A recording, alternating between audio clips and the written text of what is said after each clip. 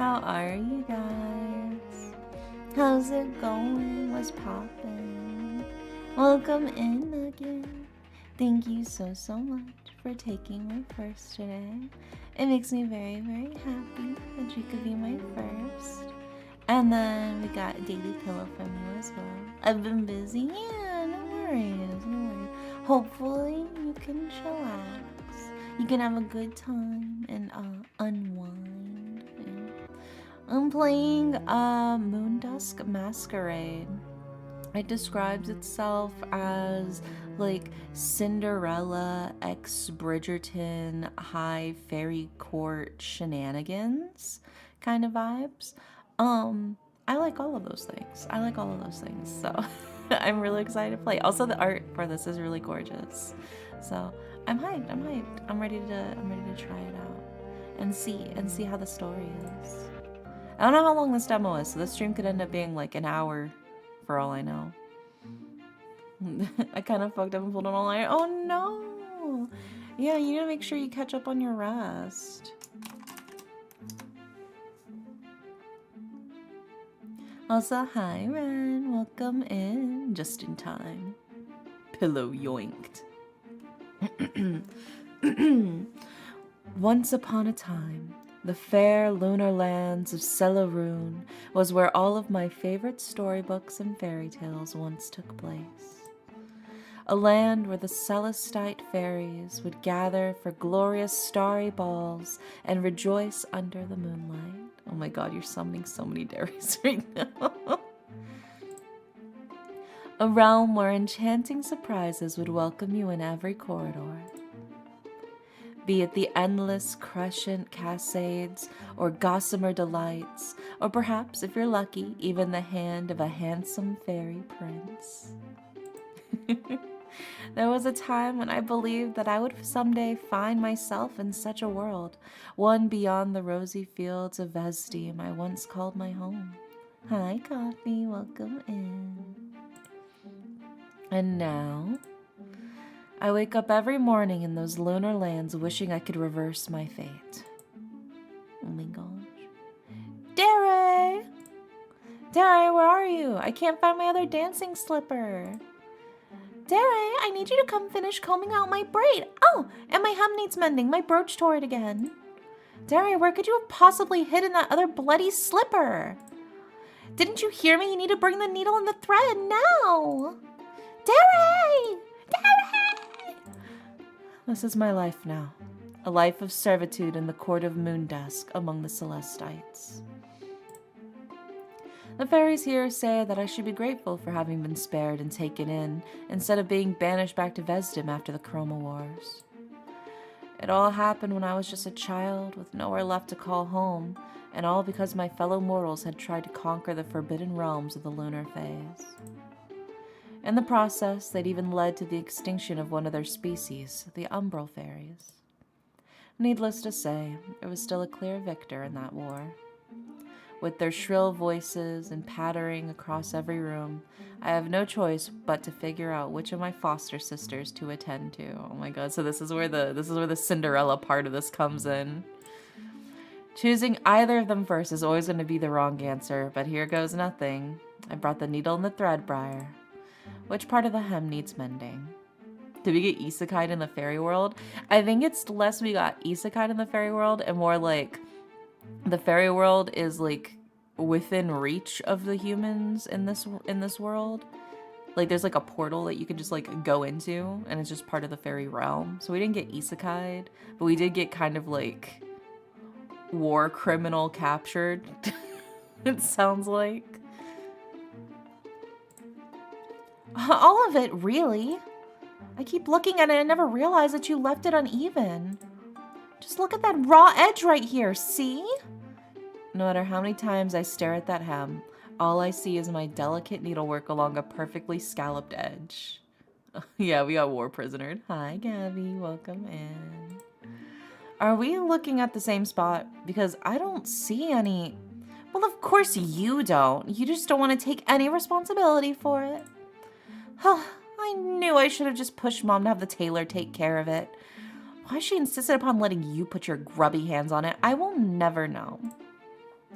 If only Lady Rhodera could have stopped clenching her purse as usual, but I lived long enough with the Obsteries to know that that'd be the real fairy tale.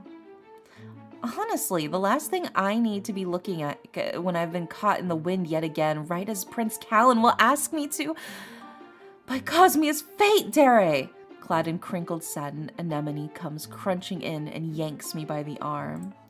Are you spellbound, or do you think you can simply get away by ignoring me? The carriage has already arrived, and I still can't find my dancing slipper. Yeah, get some rest, Gabby. Sweet dreams. I hope your food coma's nice and cozy. What do you think Mother will do when she sees that I'm not wearing that diamond pair she bought for me to match my mask? Did you check under the bed? That's where the ruby slippers were last time. Well, You go check for me. I've already looked everywhere, and I'm frazzled as it is. No, Dara, you need to fix my hem. How about you wait until after I find my slipper? How about you wait for once instead of always going first? How is that possible when it's always you who's... Darlings, please. The carriage is already here. You both best be making your way to it now. The last thing you want is for the Meadowberry sisters to steal the first dance with Prince Callan as usual. I'll be ready in a moment's breath. As will I, Mummy. I wouldn't dare let Lavender Meadowberry take my spot again. They really do have such fairy names. You'll still have to wait for the second spot once Callan asks me first, though. I will not. Darlings, carriage, now. Your father is waiting. As for you, Dere... With a sharp breath, Lady Rhodera points to a single carmine talon at me. I know I should be afraid of what's to come, but surely it's nothing I've seen before from my so-called foster mom. That is, if she even cares to call herself that anymore. My dear, dear Dere, nothing bereaves me more than having to remind you what this evening means to the family, especially your sisters. Our attendance at this masquerade ball is not only necessary, but a duty to this court. I'll have you know that if one of your sisters does well for herself tonight, even you might come to reap some of the benefits. Perhaps then you wouldn't have to lament your lack of invitation, now would you? Well, it's not even like you should be upset at us for omitting you. The moondusk court has its traditions regarding certain species, especially since the wars ended, so why not simply support your sister's prospects instead? Perhaps I'll find my own invitation someday. Well, perhaps I'll find my own invitation someday. Perhaps. Yet for someone who claims to be grateful for being rescued when she did, one would think you'd cease making this about yourself again. Brother, you brought this on to me. With the current negotiations in place, I hardly doubt the court has any plans to change their stance on mortals in Vesdim anyway. You're not about to say that you miss that wretched place, do you? One would reasonably miss anywhere that they once had pleasant memories in.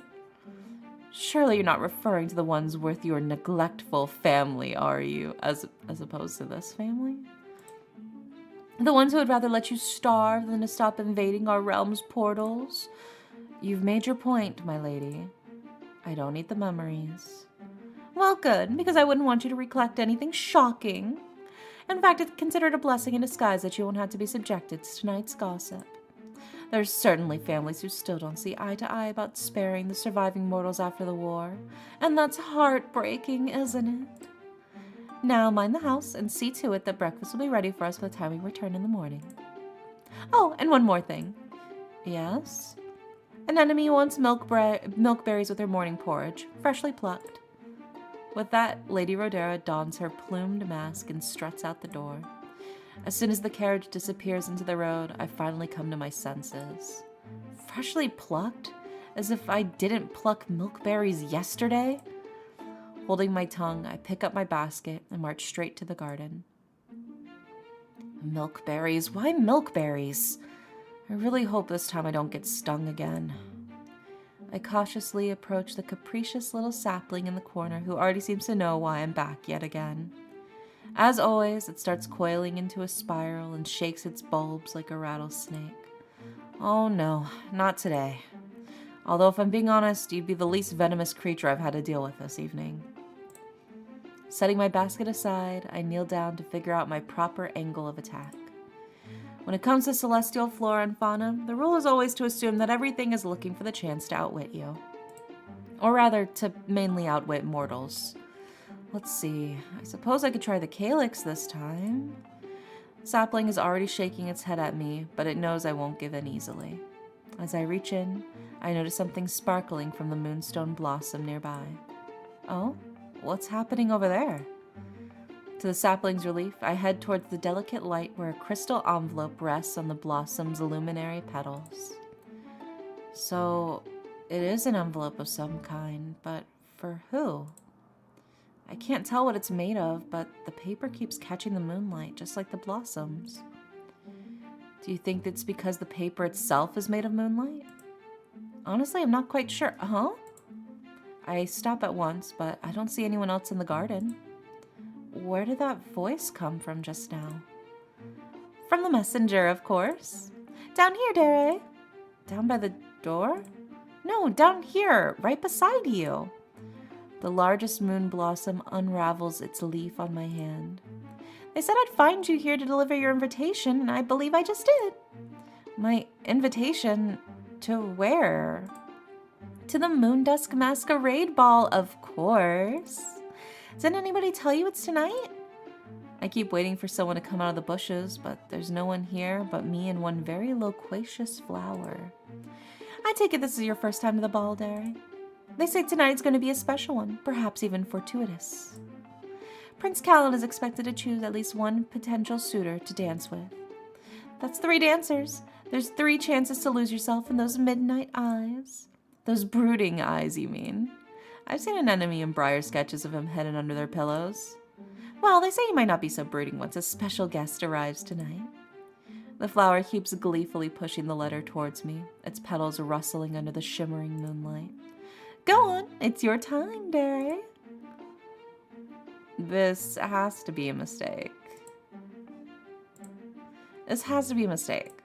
Oh, how come? You are Dere, right? The foster daughter maid of the Obstarry house? Well, more or less, but I'm also You're a what? I'm also simply under the impression that guests like me aren't allowed to attend. Oh my god, did you fucking break it, Ren? Hold on. What's going on? No, they're all there. I see them all.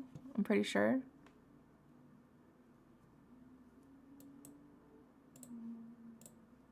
Yeah, they look like they're working. They're working. Or has the rule since changed? No, not exactly, but since when have their rules ever applied to creatures like us? What they won't know won't hurt them. For now, that is. Then again, the war has left my petaled friends with some choice opinions about the Celestites anyway. I never realized that fairies had also waged war with their very own flora. I see 4, but I spam like 5 in the beginning. I got you. Alright,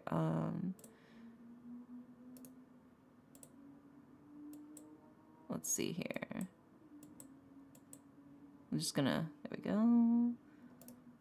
Call another. That's probably enough, right? There we go. That should be good enough now. We got a few more. Well, that's a tale for another day. I should consider myself lucky that you're paying this much attention to me, but it'd also be a menace if I don't send you off already. Yeah, lining up my little guys. Yeah, it's a little lineup. Alright, ma'am. Which one of these men robbed you? It's just, this is the lineup. Not the fucking police station. It's him! That's the one who stabbed my brother! Oh my god. As much as I'd like that, I don't have much of anything, let alone for a ball. Unless you consider a basket a respectable accessory. Oh, well, how about I sort that out for you? That way you can't give me any more excuses. Now all you have to do is pluck one of my petals. Won't that kill you? Nonsense, I'm a strong one. Now just pluck a petal and fold it into the letter. Then hold it out to the moonlight, and before you know it, the second I give my offering to the moon, thin silver wisps start binding onto my clothes. A euphoric light soon overtakes me, adorning me in a silhouette made of stars and tiny moonstone blossoms. It's not until the flower gives a delightful laugh that a glittering mask graces my face and seals my fairy disguise. It looks like someone's finally ready.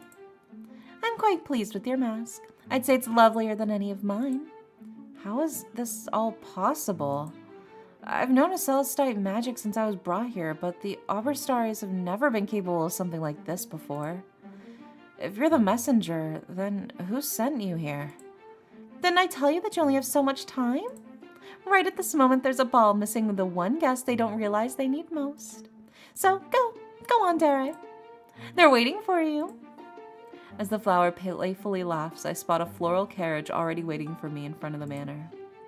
For all the times I wished upon the moon to change my miserable fate, is this really how it's finally sending its miracle out to me?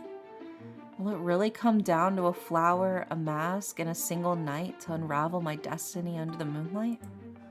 Oh my gosh. Even before the carriage comes to a stop, the first glimpse ahead of the decadent spires of Strelios leave me speechless. They use a lot of big words on this, bro. Loquacious, fucking... There's so many big words. I feel like I'm cashing in all of my big ticket words. Eventually, the topic would always lead back to Prince Callan's enormous assets, although they'd often bicker about which ones.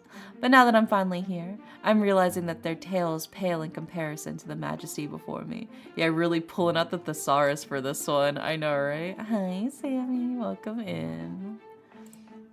I step out of the carriage as masked guests show their invitations to the guards at the door. Not taking chances, I wait until they're busy with another family for me to glide past them and head for the silver stairs inside. At once, I'm welcomed into a world of twinkling gowns and heaven-wisped masks.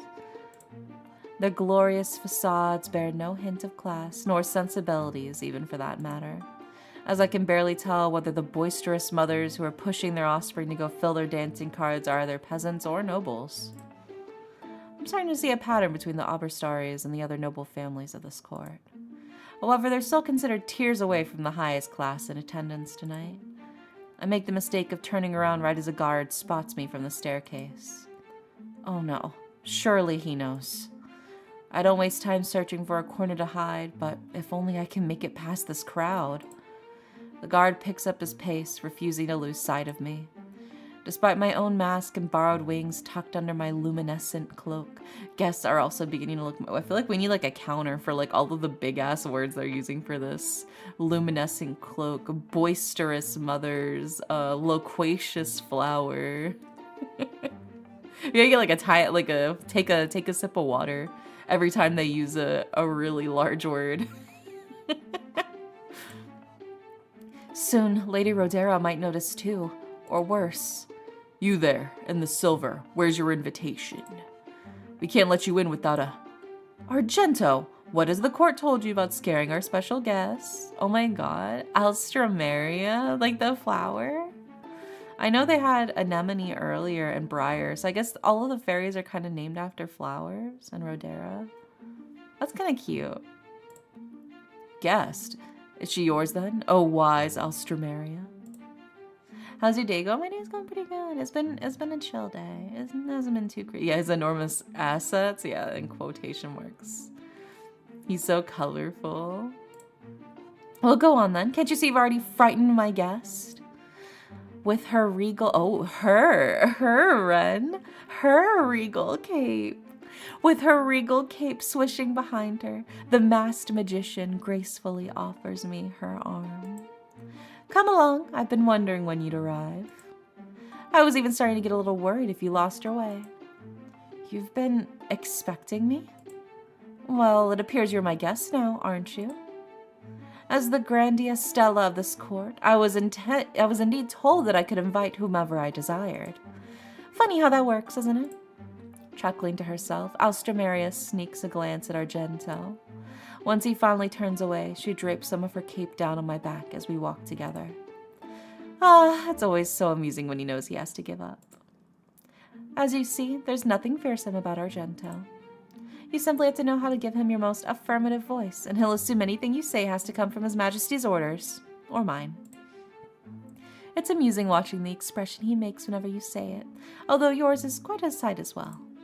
Why so surprised, my dearest guest? Are you my flower?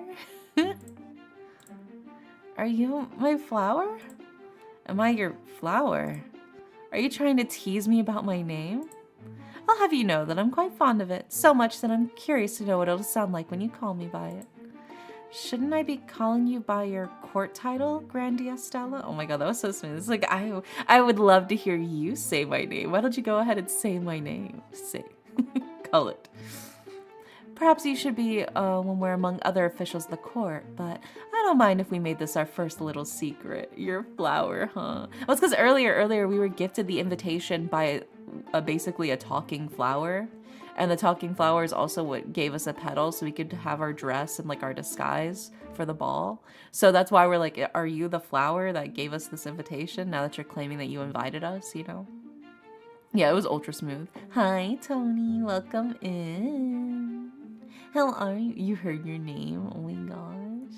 Is your name Alstramaria? Or if you find my name to be a bit too long for your taste, why not call me Maria for short? Although if you were trying to tease me just now, then I should point out that I'm the one who picked you out for tonight's celestial banquet. No, Ultra. Oh. Doesn't this instead make you my flower? Well then, we should make haste. I'm sure that Callan will appreciate the introduction. Wait, you don't mean the Prince Callan, do you? Well, of course it's him. There's only one Callan in this region, and he's currently off in the corner, severely lacking in stimulation. I know. Oh my god, you licking me over there? Oh my god. Control yourself, Tony. Oh my god. Alstramaria is very pretty. And honestly, the vibes fit. I don't know if you guys know what Alstramaria looks like as a flower, but it's a really, really pretty. It's called the Persian lily as well. But it looks like a really tiny lily. It's usually super colorful. You find them a lot in mixed bouquets of flowers. It's a very popular flower for bouquets. Somebody needs to get that prince to see the light, and I decree that it should be you. Am I dreaming? I couldn't possibly have heard her say that I'm going to be the one to save his night. As we cross into the labyrinth of mass, my world only becomes more surreal. So did she bring us as a play date for Callan or something? Yeah, she brought us in to spice up the ball because this dude's bored as fuck right now. Surely this all must be one feverish dream. Otherwise, how am I supposed to believe that Prince Callan will spare me a greeting tonight, let alone a conversation? And then what? Will he suddenly get down on one knee and propose to a mortal maid before this judgmental court? I can't even let myself believe that the Obstars would even set this up for their own cruel amusement, but who else would do such a thing? While offering smiles to the other guests, Maria soon leads to a corner swathed in silk curtains and marble pillars. My eyes first wander to the kingly fairy masked in gold, and his ethereal queen as a servant offers each of them a chalice. And brooding beside them in his midnight cloak is... That's really Prince Oh, there's a bug. They changed the name. The main character's name is Lilica, but we changed it to Dere. So if it says Lilica, that's us. Yeah, that's a bug. It is a demo though, so it makes sense. There'd be some bugs. Sorry. My QA brain turned on for that.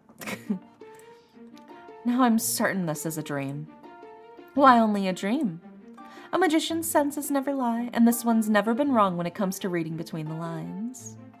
To their credit, it does sound like a hoot. Yeah, imagine their scandalized faces, a fairy and a mortal. Yeah, it sounds like fun. Before we go any further, Maria gracefully takes it upon herself to straighten out my outfit. All you need to know about addressing His Majesty is one simple rule. You must never assume that you'll always have the last word. When it comes to Callan, however, perhaps you could tempt his mood a little. What would make you tempt fate? What would make you tempt fate? Well, I don't mind a little temptation every now and then, but being the kind of fairy I am is both a blessing and a curse. As a magician blessed by the flower clock in heavens, I know too much to ever be surprised, and too little to ever be wholly satisfied. Then again, Maria gently brushes a stray lock of my hair back and thumbs at my earring until it catches the light. Oh my gosh. I ought to be telling you to set your sights on someone grander, but that smile just might be enough to turn me a little selfish someday. Oh my god, Maria's such a player, dude. But like, I can dig it. I can dig it. If such a thing were to ever happen, then I'd be asking for a delicious sort of danger, now wouldn't I? Maria finishes off by gently flicking the pearl hanging off my mask. There, now you look perfect. Perfect for whatever destiny awaits you. I know, right? Hello, ma'am. Is there a Yuri route? Yes, there is a Yuri route with Maria. Maria is apparently one of the options that you can romance in this. So there's 3 routes. So hi, Step. Welcome in. With a wave of Maria's hand, the servants welcome us into the private royal circle.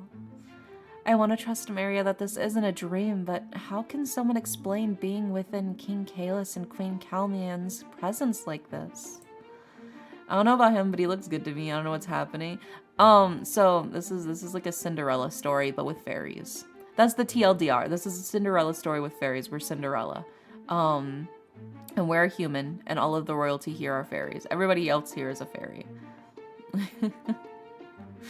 And that person we just saw, by the way, Sammy Maria, the person with the colorful outfit, that's a girl. That's a woman. She's the grand mage or whatever, high magician of the court. I'm even well aware that not just anybody gets to meet with them at their leisure. Not even the Abistaries have mentioned sharing anything more with them than a greeting before. Spotting us, the king and queen beckon us with matching mysterious smiles. Yeah, that's a woman. Yeah, that's a... Whew, boy, is that a woman. Me, dreamy-eyed. What a woman. There you are, Maria. We were just wondering where you'd run off to this time. Don't you see that she's brought a guest? A lovely one, as it seems. You always seem to have a good eye for the best dressed of the night, my dear. All but Callan share a chuckle as he leans against the pillar. Ah, I'll gladly accept the title. I thought the very same thing as soon as she came through the doors. Imagine to my surprise when she not only revealed that she has an impeccable sense of style, but that she's an absolute delight. As a matter of fact, I believe our guest here might have a thing or two in common with a certain son of yours. Ah, did you not hear that, my son? Mary has found you a good conversationalist. Doesn't that inspire any ideas? You've yet to offer any dances tonight. With a husky sigh, Callan finally pulls away from the pillar to face me. The moment his eyes soften, I almost forget to breathe. Would you like to dance? He looks so angry. He looks like the most stereotypical Duke of the North you could possibly have. No hate. I love all of the Duke of the North stories, but he looks exactly like a Duke of the North. You guys know what I'm talking about, right? Right? You see it too? This is a guy. This is a girl. This is a girl. This is a guy. Yeah. Yeah, here we have our not Northern Duke. Yeah, he's a prince. But yeah, I mean, he's basically a Duke of the North, dude. Even his, like, cold demeanor. Yeah, this one's a prince, so... Even before I've taken a step, Maria prods me towards him. Also, before I go into lurking, I want to say something to you. Oh, well, what's up? Let me sip my water.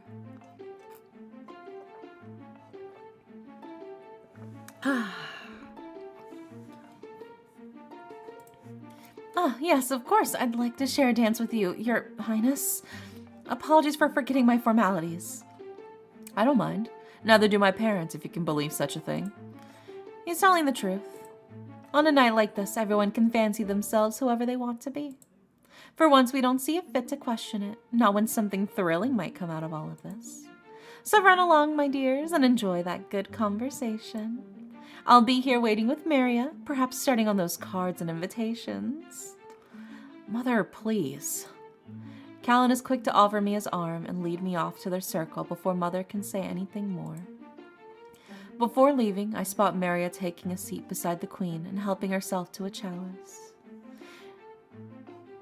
Oh my god, Tony!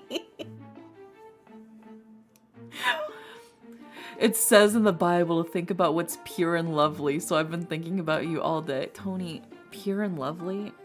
Pure? Have you watched any of my streams, Tony? Are you are you actually listening to the words I say? The words that come out of my mouth? I talked about yaoi fanfiction for like 20 minutes straight yesterday. I talked about the seam on ball sacks yesterday. What do you mean pure? What? Also, hi, Dog Bristle. My brain is hurting. I feel like I can't tell who's a guy or woman anymore. You don't need to. If they're pretty, they're pretty. That's all that matters. The thing is, I'm bi, so it's way easier for me to accept. My parents told me to follow my dreams, so can I have your number? Oh my god. So bold. It's okay, I see you in your dreams every night. You don't need my number.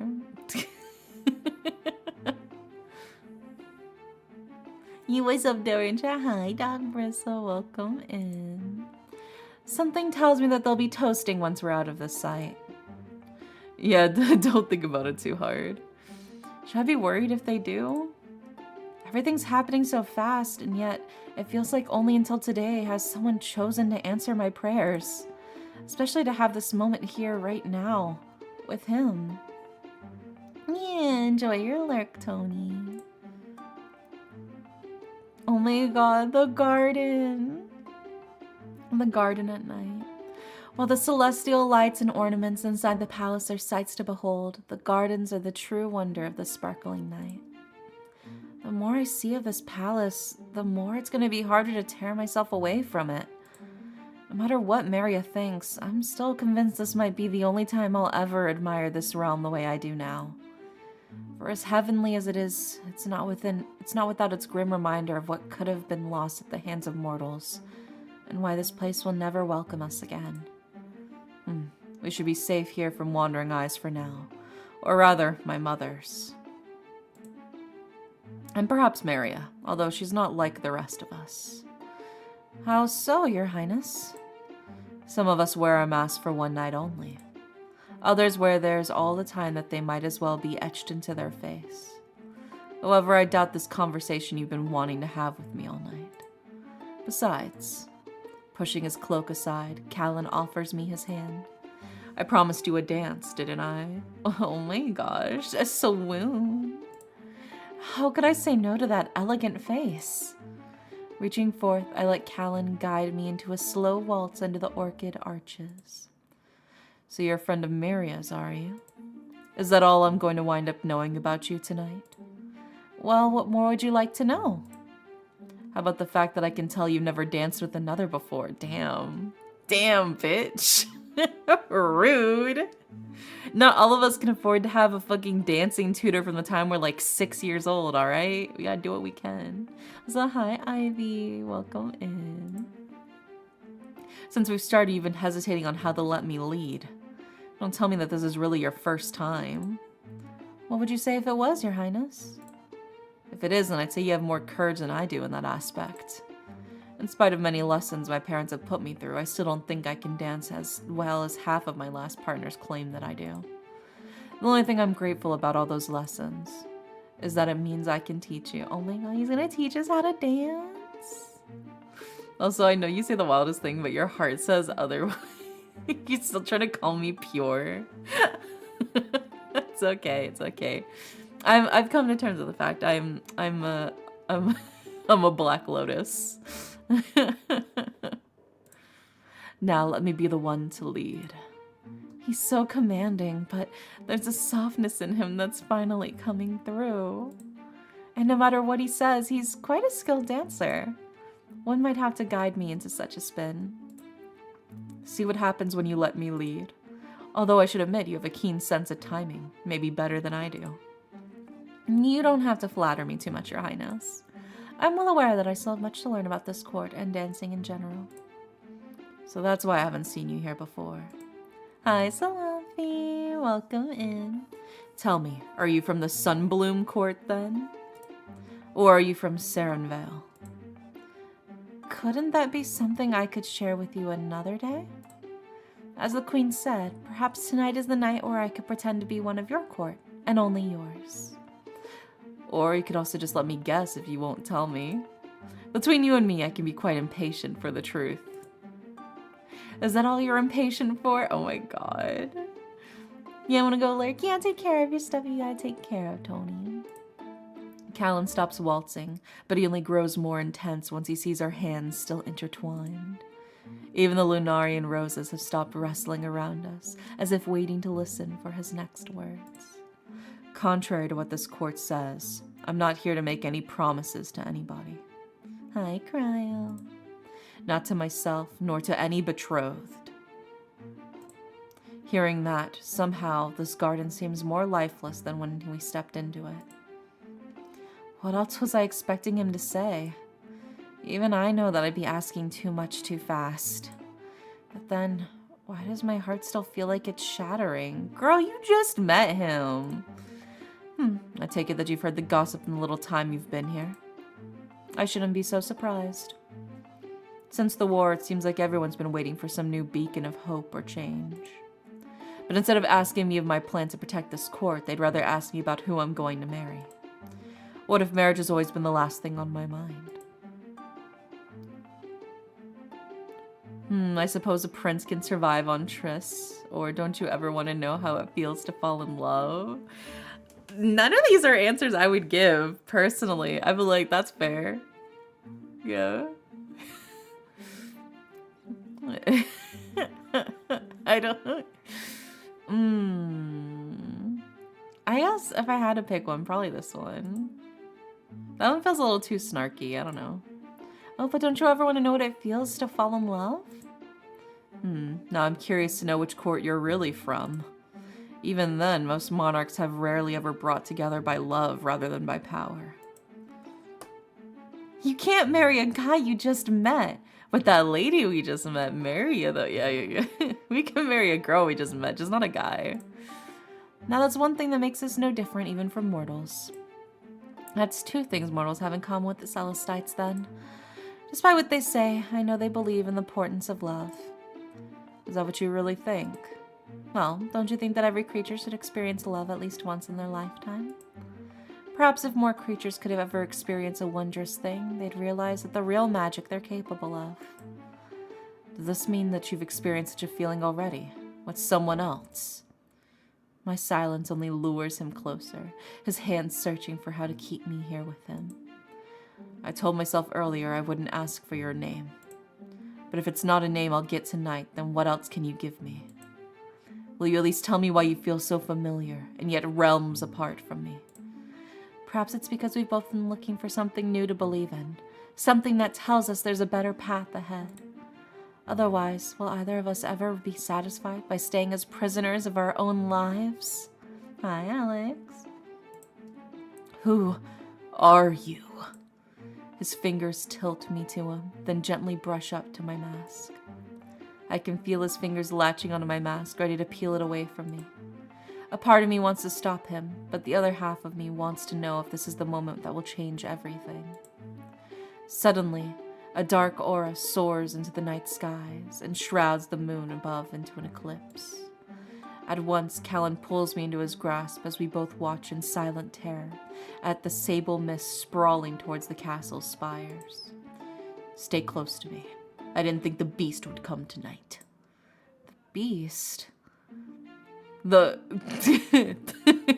color 0F00FF penumbral beast.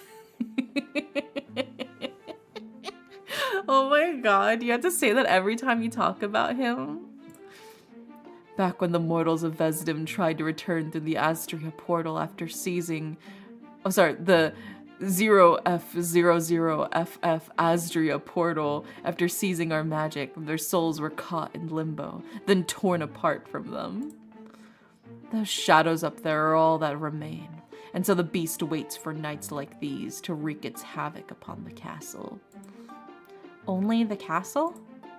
If we don't stop it, it could very well try to attack the villages next.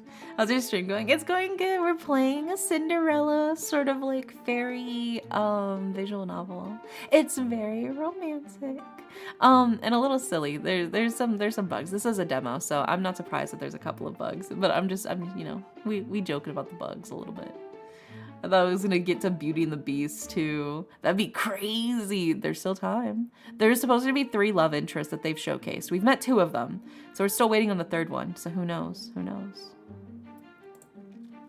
I suspect the other guests have sensed it too by now, and my parents as well.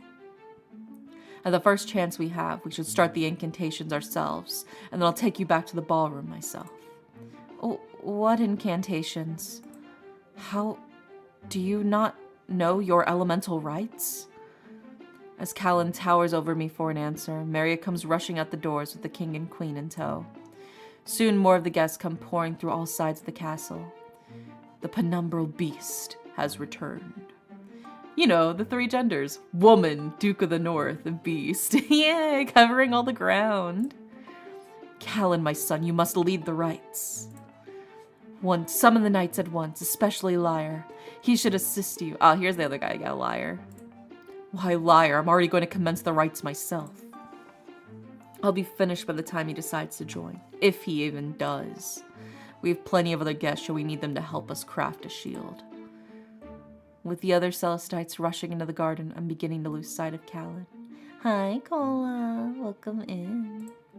One by one, they're quick to reveal their majestic wings and summon the moonlight at their fingertips. All the while, I realize that it's only a matter of time before Callan expects me to summon a light that I can't possess. While not all fairies have a strong affinity for the moon as Celestites, they can all still make contact with it. Only mortals can't, no matter how hard they wish or try. Surely once this creature is gone, Callan will want an explanation from me. If he doesn't, there's no doubt that the king and queen will have a punishment ready for me. Callan is so far away from me now as he leads the knights and guests into conjuring an aural shield over the castle. Somewhere in the crowd, Maria must be using her powers too. I want nothing more than go back to them, even if it's just to say goodbye. Even if they don't understand, I want to thank them for encouraging me to take this chance. Because even if tonight wasn't about finding my destiny, I still got to taste something I never could have again. The penumbral beast is a metal way to say midnight, yeah. All of a sudden, a gloved hand pulls me straight back inside and drags me into the nearest corridor. Ah, stop! Let go of me! And what, let you ruin your precious disguise? Here he is! It's the 3rd fella! I can tell you've been putting a lot of effort into it, but still not enough to get past me. Whomever you bartered for with it is clearly skilled in the finest of magic. The stranger finally lets go of me once we reach a secluded corner. Finally, I can take a good look at him as he calmly smooths out his cloak. Yeah, oh, hi. Hi! Brushes hair behind ear. Hello. I want to chomp his ear. No! No chomping. That brooch on your belt, is that a royal seal? By gods, no. It's the seal of an honorary guest of the court. I'm no prince, but I'll surely be your knight. Oh my gosh.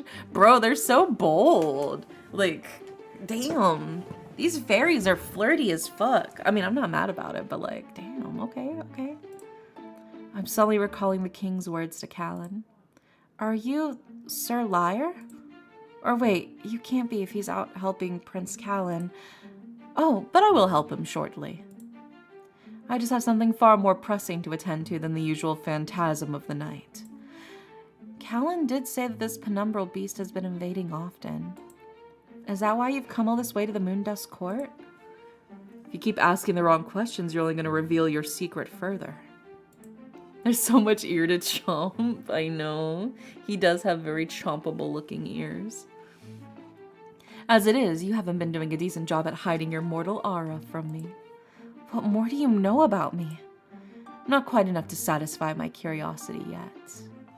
And from what I'm gazing upon right now, I've caught quite the lovely enigma in my grasp. I think they meant grasp, but they put gas in my caught. Aren't you an enigma yourself? I might be now, but I don't intend on keeping it that way for very long between us. Although you ought to thank me right about now. Had you stayed any longer dangling at the prince's side, you would have given yourself away. To begin with, what kind of fairy would not know their own rights? And most importantly, do you really believe that a beauty like you can show up and claim to be from another court so easily? Was he listening to my conversation with Callan earlier? Perhaps it might take the prince some more time, but that would be neither surprising nor new for him. Damn, he's roasting his ass. Mary, on the other hand, that one I better watch out for. She knows too much, even when she says she doesn't know anything. And now here you are, my beautiful enigma. Oh my god. Look at you, a scoundrel. No, that's mean. I don't want to be mean. Please say you'll keep this between us. Ah, so you want your dearest prince and magician to know what I know, do you? That does make me wonder if there's more to your little secret. That's rather exciting, the more I think about it. A secret between us, one that binds us together like vines or chains. So, does this mean you'll keep this a secret? Well, that depends on a few things. The first being if you'll tell me how you managed to find your way past the Astradia portal. With a velvet sigh, Lyre brings my hand to his lips and peers at me in fascination. Hi, bye, welcome in. That portal's been sealed for longer than you've likely been alive, making you even more of a fantastic enigma. The machinations of my mind are an enigma. So every time they say enigma, all I can think of is fucking Patrick from SpongeBob. Is that killing the mood for anyone? No, I'm just picturing Patrick, the starfish, with this guy's haircut. Alright? It's like he's like wearing the wig. That's all I can envision right now. If you're talking about mortals, then aren't there plenty left who could return after the war? Where have you been hiding all this time to believe such a thing? Let me tell you something that you ought to have known before setting foot in here tonight. If there are any more mortals left in these lands, they certainly wouldn't have found their way into this palace, not even as servants. Every sound around this castle makes you flinch right now, doesn't it? You can hear the crackling outside as they fend off the penumbral beast. But mark my words, that monster will keep coming back for us for as long as it needs to claim its retribution. Patrick Star, who you calling a pinhead? Pinhead! There you go. What does that monster really want from this place? If you obey me this time, then I might just tell you more the next time we meet. Why not this time? It seems dangerous to wait. What's more dangerous is you staying here any longer before the masquerade resumes again. And this time, no mask will be able to protect you, nor your secrets. If you truly want to know more, let alone see tomorrow, then leave now. Trust me on this, even if it's just for this one time. I wish I had more time to think, but I do hear something bursting outside, followed by a fluttering chorus of wings. Soon, I'll hear footsteps once they make their way back into the castle, and then go while there's still moonlight. My only chance of surviving is by escaping the starry menagerie. For fate would have it, as my short time as a Celestite has finally come to an end. Also, take a sip for menagerie. The world building is really interesting. I am very curious. I definitely want to learn more about like the war between like the humans and the fairies. But yeah, every time they say a big word, you gotta take a sip.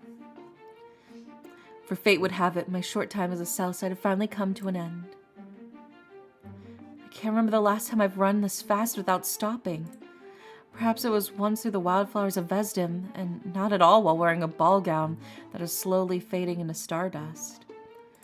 Is this on Steam? Yeah, the demo is on Steam currently.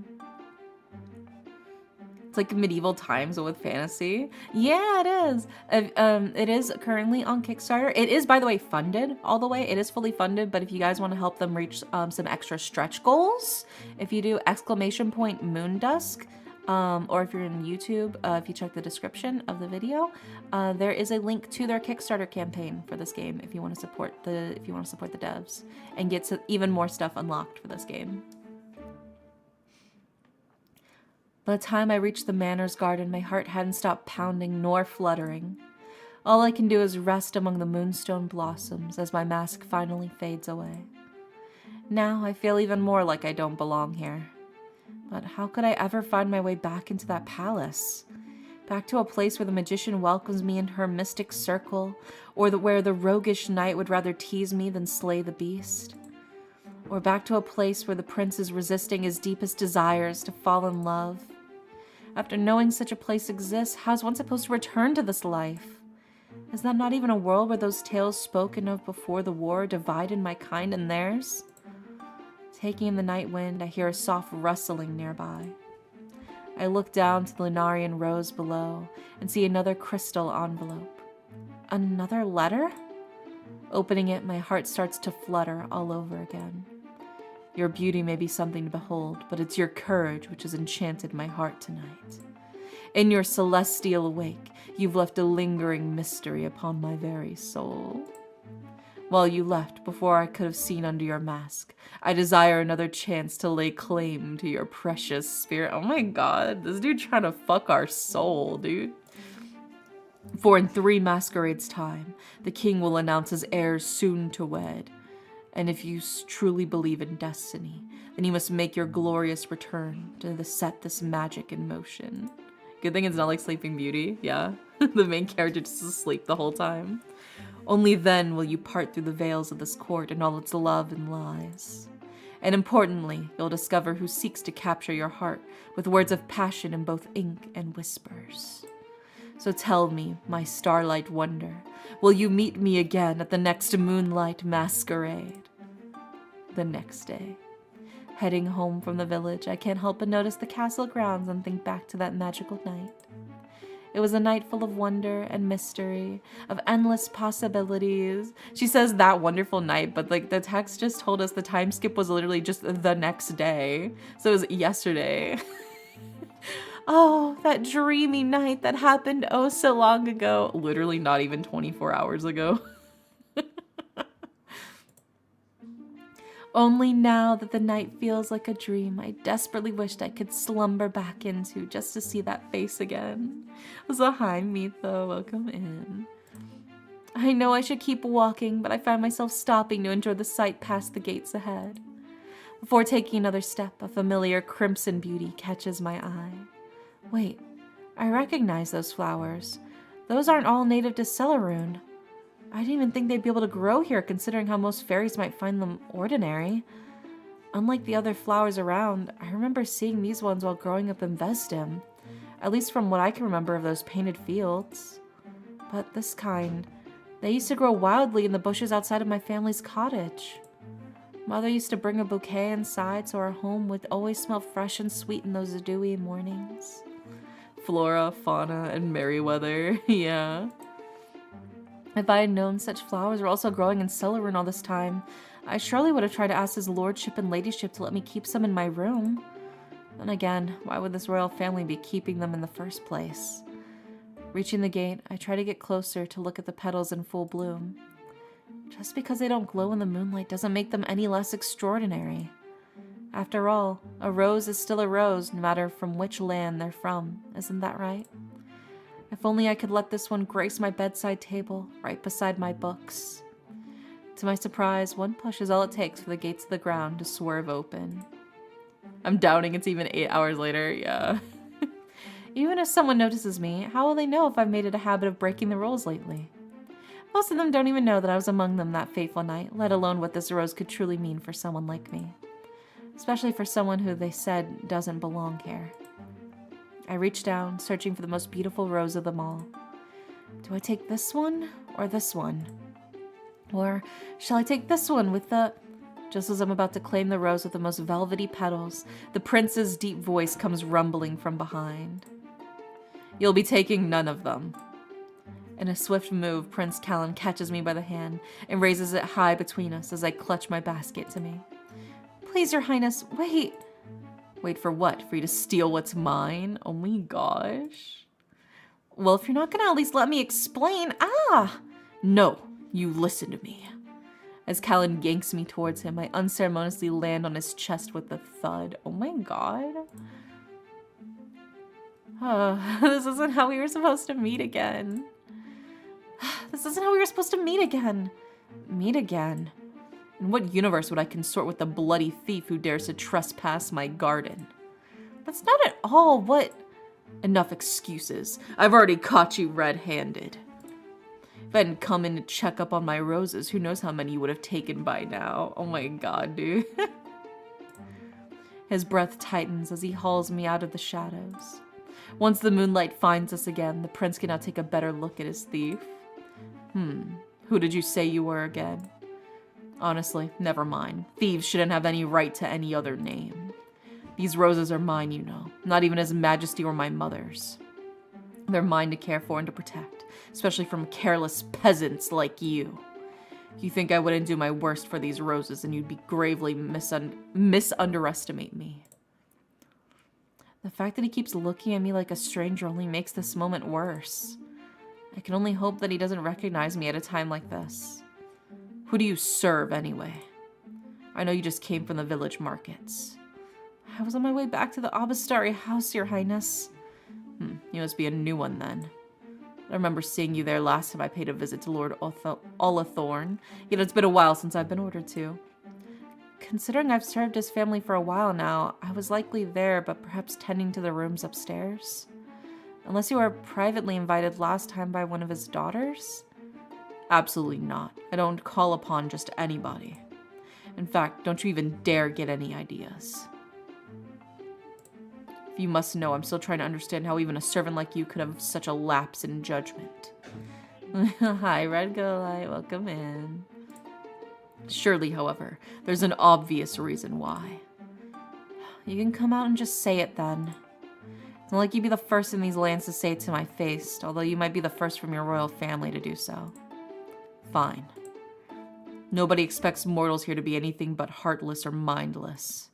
Instead of knowing your place and keeping your hands to yourself, you mortals think you have to claim what you want whenever you want. If it hadn't been for such false ambitions, the Chroma Wars would have never put such a strain on our lands in the first place. I can only assume you're simply one of the many captives we chose to spare, and this is how you repay us. But I have been repaying you, all day, and every night, with my life. Clearly you haven't been paying enough. Then perhaps I'm simply guilty of the same passion you seem to share for your roses, Your Highness. Would you really consider such feelings a crime? Before we could answer, we both hear the sound of footsteps marching in the distance. The guards have probably caught wind of my trespassing. It's either that or the prince's parents can't stand losing sight of him for 1 minute. I know, mortal racism, bro. They're likely off checking the southern courtyard first. And they'll start coming this way. Do you think you're fast enough to escape them? Unless you let me go, then I have no other choice but to find out. So will there ever be a scenario where you'll accept the consequences? Considering your temper, I believe I have received my punishment already. Damn, dude. That said, I would do all of this over again for a chance at the rose that reminds me of my homeland. As I prepare to turn around and plan my escape, Callum doesn't waste time yanking me towards him again. Where do you think you're going? Oh my god, brother, let me go! Let me go! What's it gonna take to keep you away from what's mine? I don't think I can stay away from your roses. Is that a euphemism for something? You could give me what I truly want. Is that a euphemism for something? You could give me a taste of your mercy. Oh my god.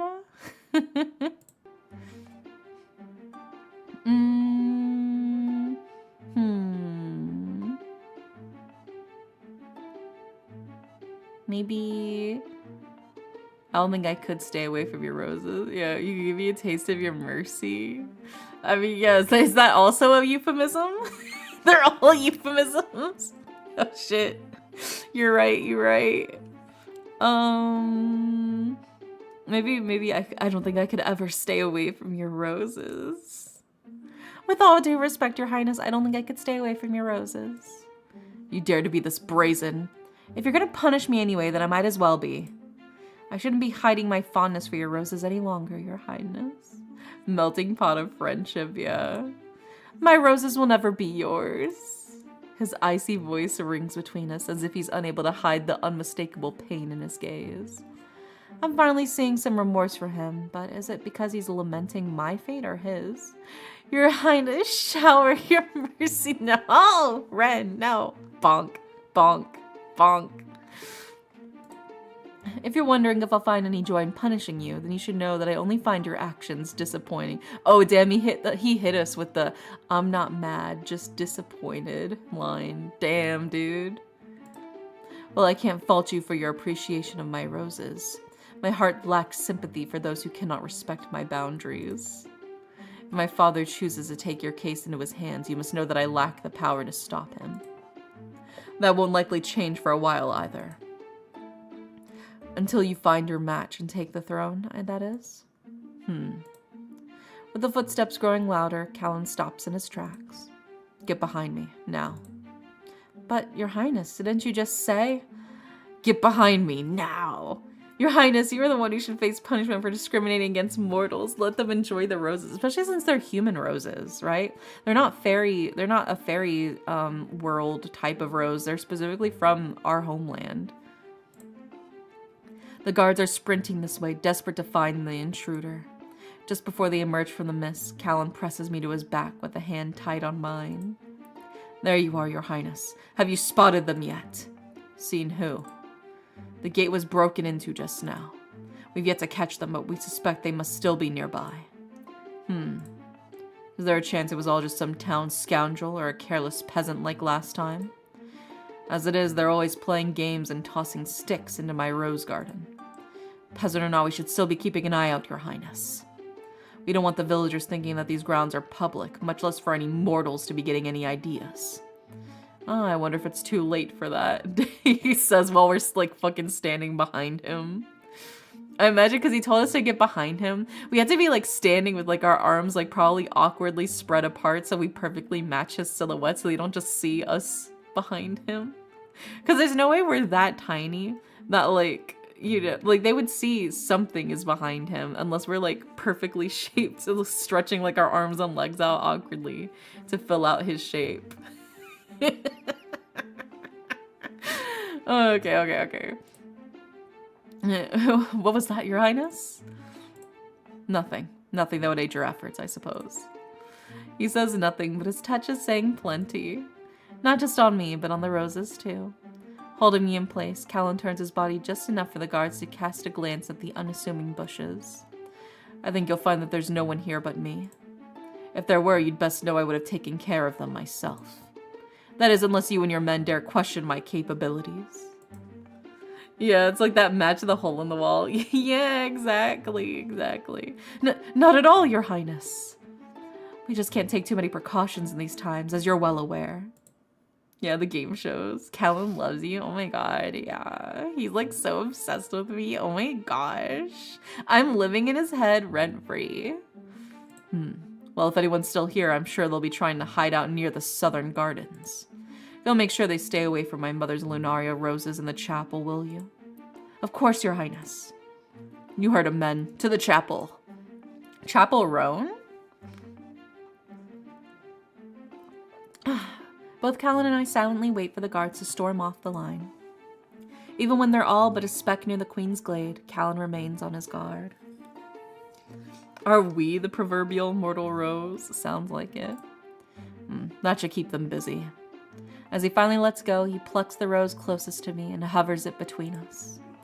Give me a reason not to regret my act of mercy.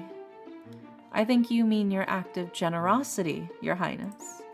If you find this to be generous, then you still have more to learn about me.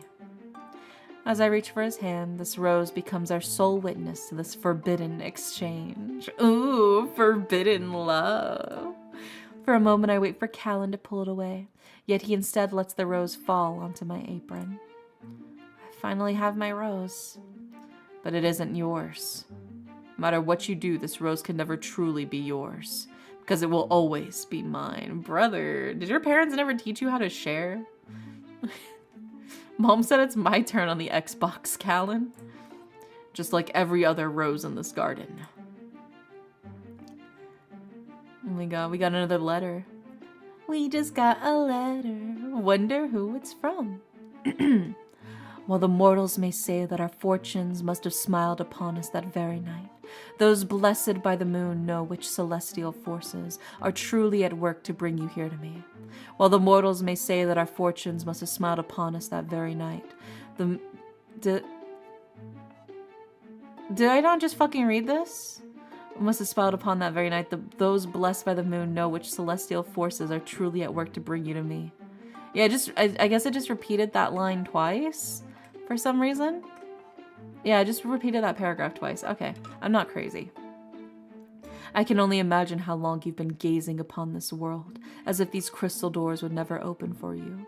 But fear not, for I will only be the one to open them, but I will be there at the gate to offer you my hand. While I spend time describing the majesties I could show you once I take you on this flight, where we discover them together, one quill at a time. Oh my gosh. Yeah, they had to fill out the paper, I guess. Yeah, let's see the plain text version. Oh, yeah. Oh, but the plain text version doesn't have it doubled. So, I guess they didn't double check the cursive version. Maybe like nobody actually knows how to read cursive. We're fine. Yeah, I mean the cursive text is legible. I can read cursive.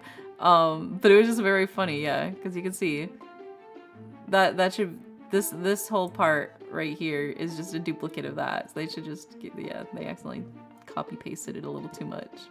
My guy really said, "Let me show you the world." Yeah. I can show you the world, shining, shimmering, splendid. Print and cursive translation works. I do like that they have the translation option, so you can pick, you know. So if you are having a hard time reading it or whatever, you can pick the print text and it shows it to you. I think that's cool. As a pen and paper author who writes exclusively in cursive, I take offense to that statement. Pay. I don't know how to tell you this. You're old. They don't teach cursive in school anymore, Pay. I was literally at my school, I was the last one to learn. Our class was the last to learn how to read and write in cursive. The class after me didn't learn. I don't know how to tell you this, but you're old. How's that back feeling? How are your knees? You feeling them pop? Can you tell the weather with your achy joints? Starting to get a couple gray hairs popping in?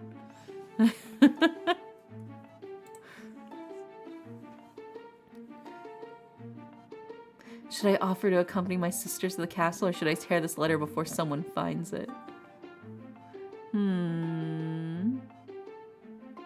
Man, I learned cursive in school. Yeah, I learned cursive. I learned cursive in like 3rd grade. And then I learned Cyrillic cursive in high school. Cyrillic cursive is a whole nother beast, dude. Fuck Cyrillic cursive. Considering that I could probably throw you over my shoulder like a sack of potatoes. Oh my god. Wait, but what kind of potatoes? If I was a potato, what kind of potato would I be? Real genuine question. This is so serious. I need to know what kind of potato I am. If you say I'm a russet potato, I'll kill you.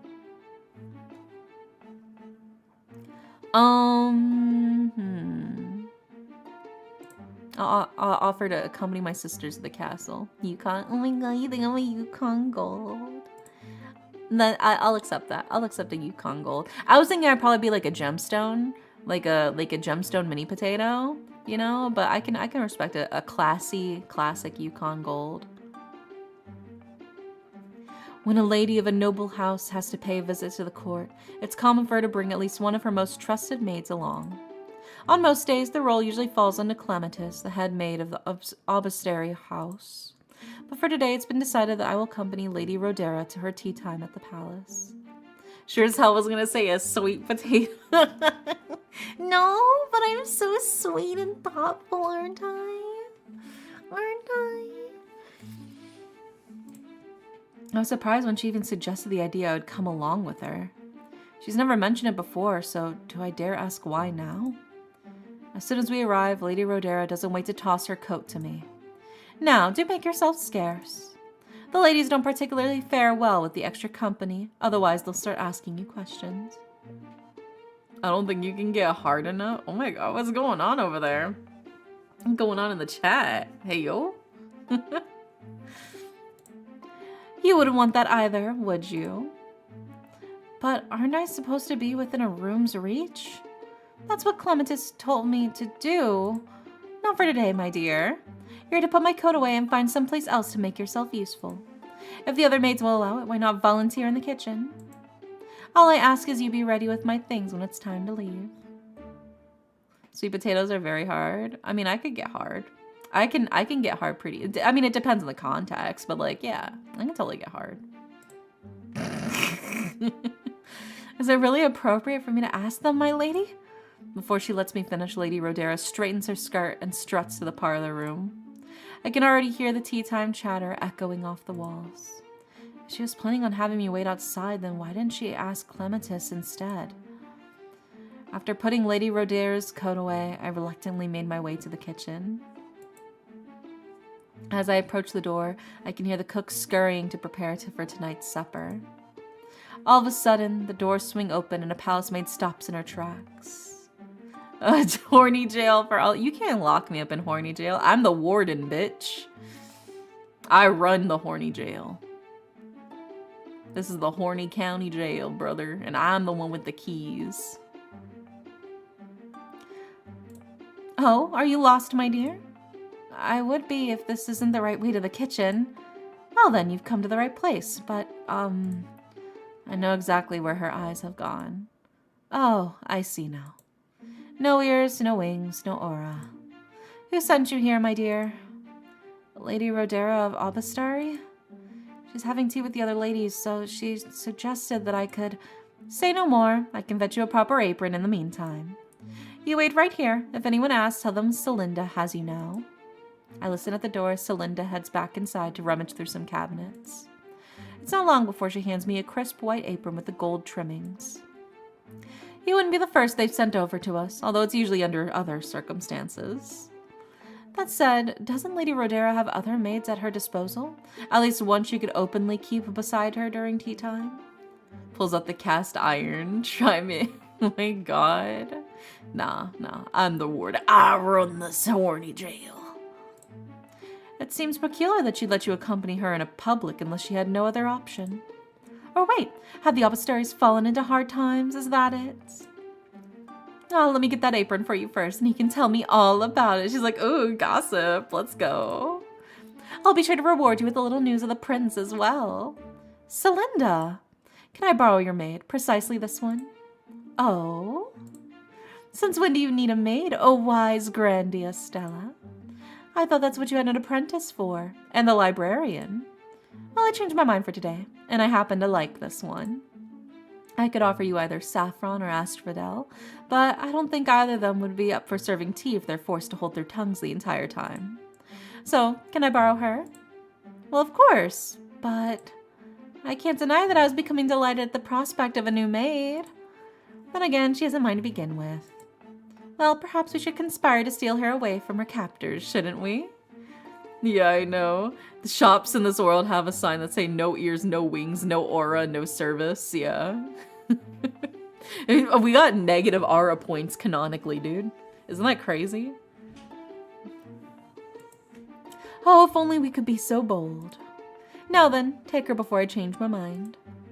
You're always my favorite maid, Celinda. Well, come along with me, my dearest maid. With a spring in her step, Maria guides me deep into the sprawling palace halls. Here we are. Welcome to my domain. Or at least one of them. I have a proper workroom in the east wing, but the library has the best lighting in my opinion.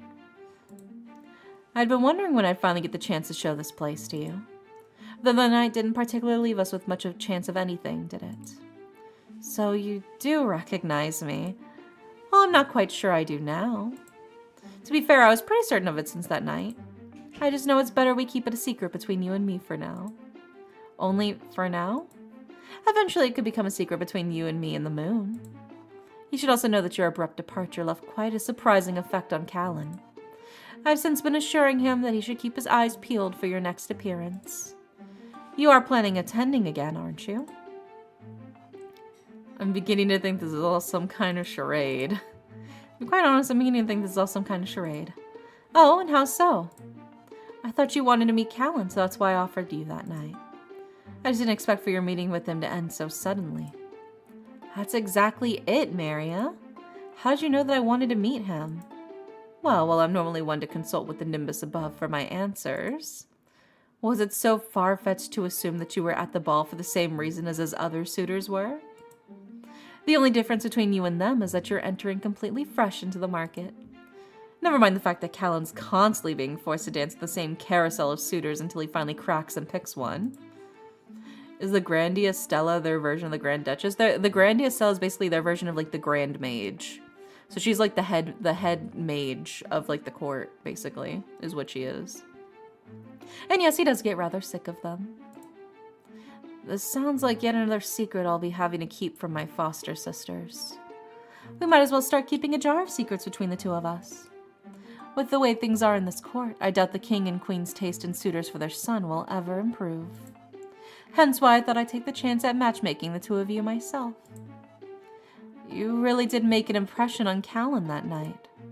Now that's another secret that should stay between you and me. So let me get this straight. You want to help me meet with Callan again. I think it's important if you did, but not just because I'm saying so. She makes me want to get on my knees. Ooh, yeah, she's so pretty, dude. Will you ever tell me why, then? I'm sure there'll be a better time to explain everything, but not today. We're not exactly alone here. Pressing a finger to her lips, Maria points over to a shadow coming this way. A solemn fairy glides in carrying a thick stack of books. Ah, so you finished sorting those journals already, Saffron? Who's the new maid? Sadly, she's not ours to keep, but don't think I won't try to weave something to change that. So does this mean you're replacing Astrophel with this new apprentice? Who said I was ever going to replace them? As a matter of fact, I have Astrophel working on those firefly deco lights that the Queen's been muttering about for the themes of the next ball. And so I thought I could still use another hand on finishing that elixir for a certain night, hence the maid. Well, I hope she can assist well, especially since neither Astrophel nor I are particularly in the mood to be stirring cauldrons. Neither am I. Hopefully Derry can enlighten me while I work on that alchemical recipe. Or if she's simply here to entertain me with her charm, I'll be just as delighted. It's strange to hear her say my name all of a sudden, and so warmly. I wonder what else she's learned about me, and from where? Well then, best of luck wishes on your experiment, Grandia Stella. I'll get to putting those poetry books away next. Run along then, just so I can see what the good maid can really do. Giggling to herself, Mary directs me over to a bubbling cauldron stashed inside of a makeshift nook of leather-bound text. It cannot be good to be stirring a giant, bubbling, steaming cauldron right next to the paper. I feel like the humidity from that has to be damaging the archival quality of those books. That cannot be good for the books. To be brewing the potions so close to the books. Like, there should be at least some distance, maybe like a vent or something. Do y'all not care about archiving your proper library? Like, this is one of the reasons why you're not allowed to bring drinks to the library. What if you spill a fucking potion onto the books? Am I crazy? No, I'm not crazy. I'm right, and I should say it. Maybe they have magical fae papers. Cop out. Now you'll see here that I've got a cauldron going with plenty of herbs and essences from the royal gardens. But now comes the fun part of adding in freshly altered prism dust. Prism dust? I don't believe I've ever seen such a thing before. Waterproof fae papers? Maybe it's waterproof, but is it potion proof? Potions aren't water. This shit has prism dust in it. What the fuck is prism dust? It's a rare form of moon dust that fairies used to harvest during the solstices. Once you treat them with the other flowers' essences, it creates a new material so strong and illustrious. Take a sip. Illustrious. That was once used by the umbral fairies to craft this very palace. Umbral fairies? But isn't this realm ruled by the Celestite fairies? Well, here's a little history lesson for you. As you know, there's different species of fairies across the 3 main courts of Celarune. I learned cursive in grade school 1%. I mean, I did too, Matha. That's fine. Yeah, I mentioned I learned cursive. I learned cursive in like 3rd grade. I was also like literally the last class to learn cursive at my school before they got rid of it. The dominant species of the Sunbloom Court are Helian fairies, the lovers of the sun. The Sarenvel Court is ruled mainly by Inflora, which is my species. We revolve ourselves around the stars and any flowers which respond to their celestial positions. Lastly, in the Moondusk Court, there were once two competing species of lunar fairies, the Umbrals and the Celestites. Before the war, the Umbral fairies used to rule in this very palace. However, according to the Celestite historians, when the mortals of Vesdim infiltrated through our portal, the Umbrals were the first to be attacked. In the aftermath, they went extinct, leaving the Celestites to start a new rule upon the land. Yeah, illustrious. Since then, certain things like harvesting prism dust have become a sort of lost art. But then, how do you know how to make some? Well, as an Inflora, I've been taught by my ancestors and the Nimbus above on the potency of flowers, and more importantly, their transformative abilities when fused with moon dust. Except, I'm still working on whether I could produce enough prism dust to add to this elixir. Sir Lyre insisted that if he's going anywhere near that beast again, he's going to need something stronger than the usual antidotes we prepare for the royal guard. And I'm suspecting him to be a bit of a crybaby on the field, so I'm going to try adding some extra prism dust so he runs out of excuses and fights already. Making prism dust does require proper alchemical processes, some patience, and most of all, Maria plucks a crystal vial from beside the cauldron, thick with a bright silvery essence. The tears of the moon. The moon cries? It's quite a lovely little thing, isn't it? The Umbral fairies used to harvest this as well. The surviving texts say that it wasn't just used for making prism dust, but for plenty of other antidotes and oddities too. I only wish the Celestites had done more to recover the other texts for us to learn more about its mysteries. While I keep listening, I'm strangely entranced by the silver in the vial. There's one mystery I'd like to know about right now. It's why I'm feeling so parched all of a sudden.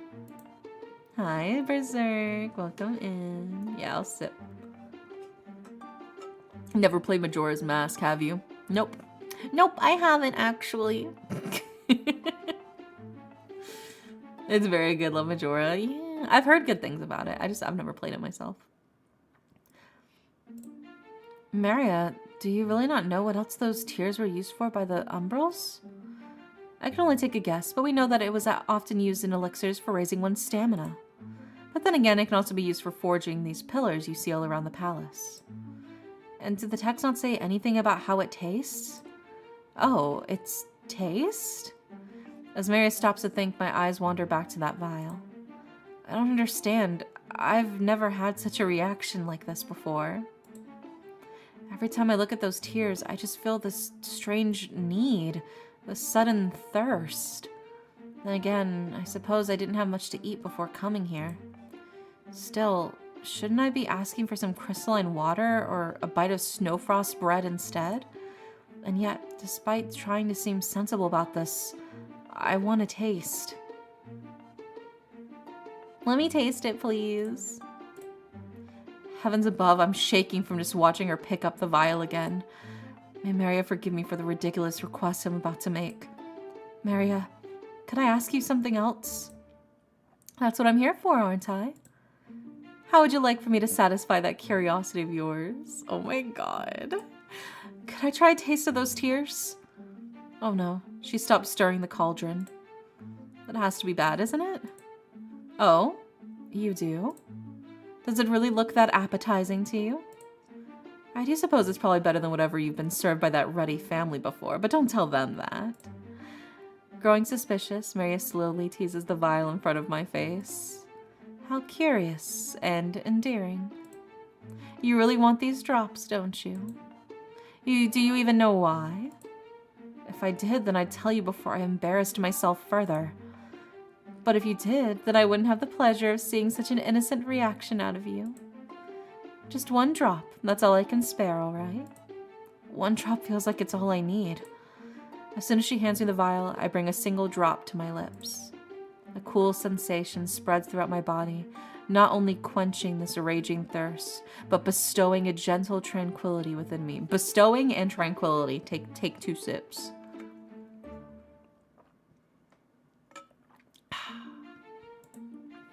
Even for just this moment, I feel better than I've felt in years. But now, here comes the aftertaste. It's not pleasant at all, is it? The last time I tried it myself, it sort of tasted like fumes. At least I know now that it isn't toxic if you've had some too. Well, as an inflora, I tend to be immune to most toxins. So I don't wonder if I need... No, I'm drinking water. I'm not drinking alcohol. I'm saying take a sip of water. No. Don't worry. I'm not getting drunk at all. I'm literally drinking water, yeah. Don't be concerned, I promise. So those tears could still be poisonous to mortals? Maria, say something, please. Well, why should I? I know you'll be fine. If you're immortal, then those cravings of yours are most likely the worst reaction you'll have to endure for today. If you were anything but mortal, then I would have certain questions. But I will say that I find your curiosity quite endearing, perhaps even bold and brave. Yeah, very safe drinking game, yeah. I want to believe her, but she keeps trying to sound not so surprised. Dare I call you my favorite experiment of today? Trying not to laugh, Maria sets the vial aside to gently wipe my lips. Oh my god, she's wiping my mouth? There we go. Now there's no more evidence of your mischief. If only I really didn't have to give you back to your captors and I could really... Suddenly there's a loud knock on the door. My dear maid, Lady Rodera wants to leave now. Yeah, our MC really went forbidden juice? Yeah. Oh, how can that be? It seems too early for anyone to be going already. Not unless Lady Myrtle Charm was also invited to today's tea. Lady Rodera will actually leave if she's also attending, and all because of a missed birthday. Once again, the most baffling of creatures are hardly ever mortals, are they? I hope that's something you can remind yourself of until we meet again. Because whenever you're here with me, you should never be afraid of showing me who you truly are. After arriving home, a letter arrives for me. While the mortals may say that our fortunes must have smiled upon us that very night, those blessed by the moon know which celestial forces are truly at work to bring you to me. They say the most beautiful flowers in Celarune are the ones that grow precisely after rainfall. With the rain comes the rainbow, and when it makes contact with even the slightest bit of moon dust and falls upon the lands, it can restore our nature into its fullest glory. Have you ever seen such a phenomenon before? One that can make the midnight blossom bloom and blush so brightly? To see such wonder, one must follow a hidden cobblestone path that's not only been blessed by the moonlight, but by your delicate ray of sunshine.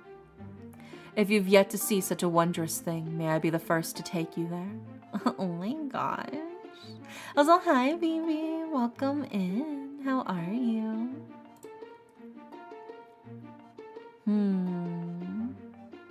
And search for a path across the village.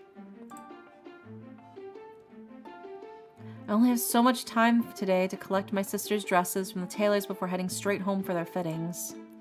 They really should have sent those dresses to be altered sooner, but as usual, Lady Rodera was trying to see if she could leave the mending to me. As luck would have it, she forgot she needed me to tend to the garden so the girls could have fresh blossoms weaved into their hair for the next ball. So, while I've been spared from mending ruffles, I was still placed on courier duty yet again today. With the dresses bundled in their bags, I start making my way down the cobblestone streets to search for a carriage. I wonder if the one parked by that glass shop isn't waiting for someone already. I don't want to have to walk all the way back with these dresses. Oh, but what's going on in the streets? There seems to be some kind of parade? The townsfolk stop in their tracks as a brigade of knights march in formation through the streets. Their mighty captain leads with her head held high to the sky and her hands tight on the hilt of her vermilion blade. Oh, vermilion, take a sip. Got the thesaurus busted out for this one. I wonder why the king's knights are here. Does that mean that Lyre is also with them? Row by row, I try to search for him, but he's nowhere in sight. Well, it's possible that some of the other knights have been sent off on other duties. I'm still not quite sure what they're marching for, although the captain seems to be keeping an eye out for something. Could they be patrolling the area for the penumbral beast? While watching the brigade make their way to the pavilion, I suddenly hear someone mutter at me. Ugh, over here. Oh? Did someone say something? I look over to see who's nearby, but everyone else is heading over to watch the parade. It was barely more than a whisper, but I know I heard a voice earlier. Then again, with so much commotion going on, it could also be nothing. Or could it? Look up. Before I go, something tells me to look up at the windows. All I can see are Celestites putting their flags out in celebration of the next ball soon. This whole court really wants to see some kind of change, don't they? They're hoping that Callan's upcoming betrothal might be exactly what this court needs, but will it truly be the boon they've been waiting for?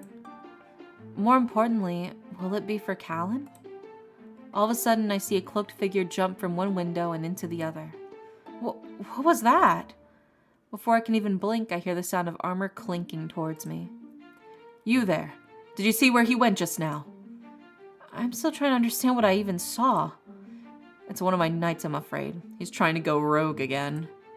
If you see him, please don't be afraid to tell me you're one of my knights. You can also tell him that Captain Edelin will have plenty of choice words for him. That scoundrel is most likely hiding out near one of the pubs.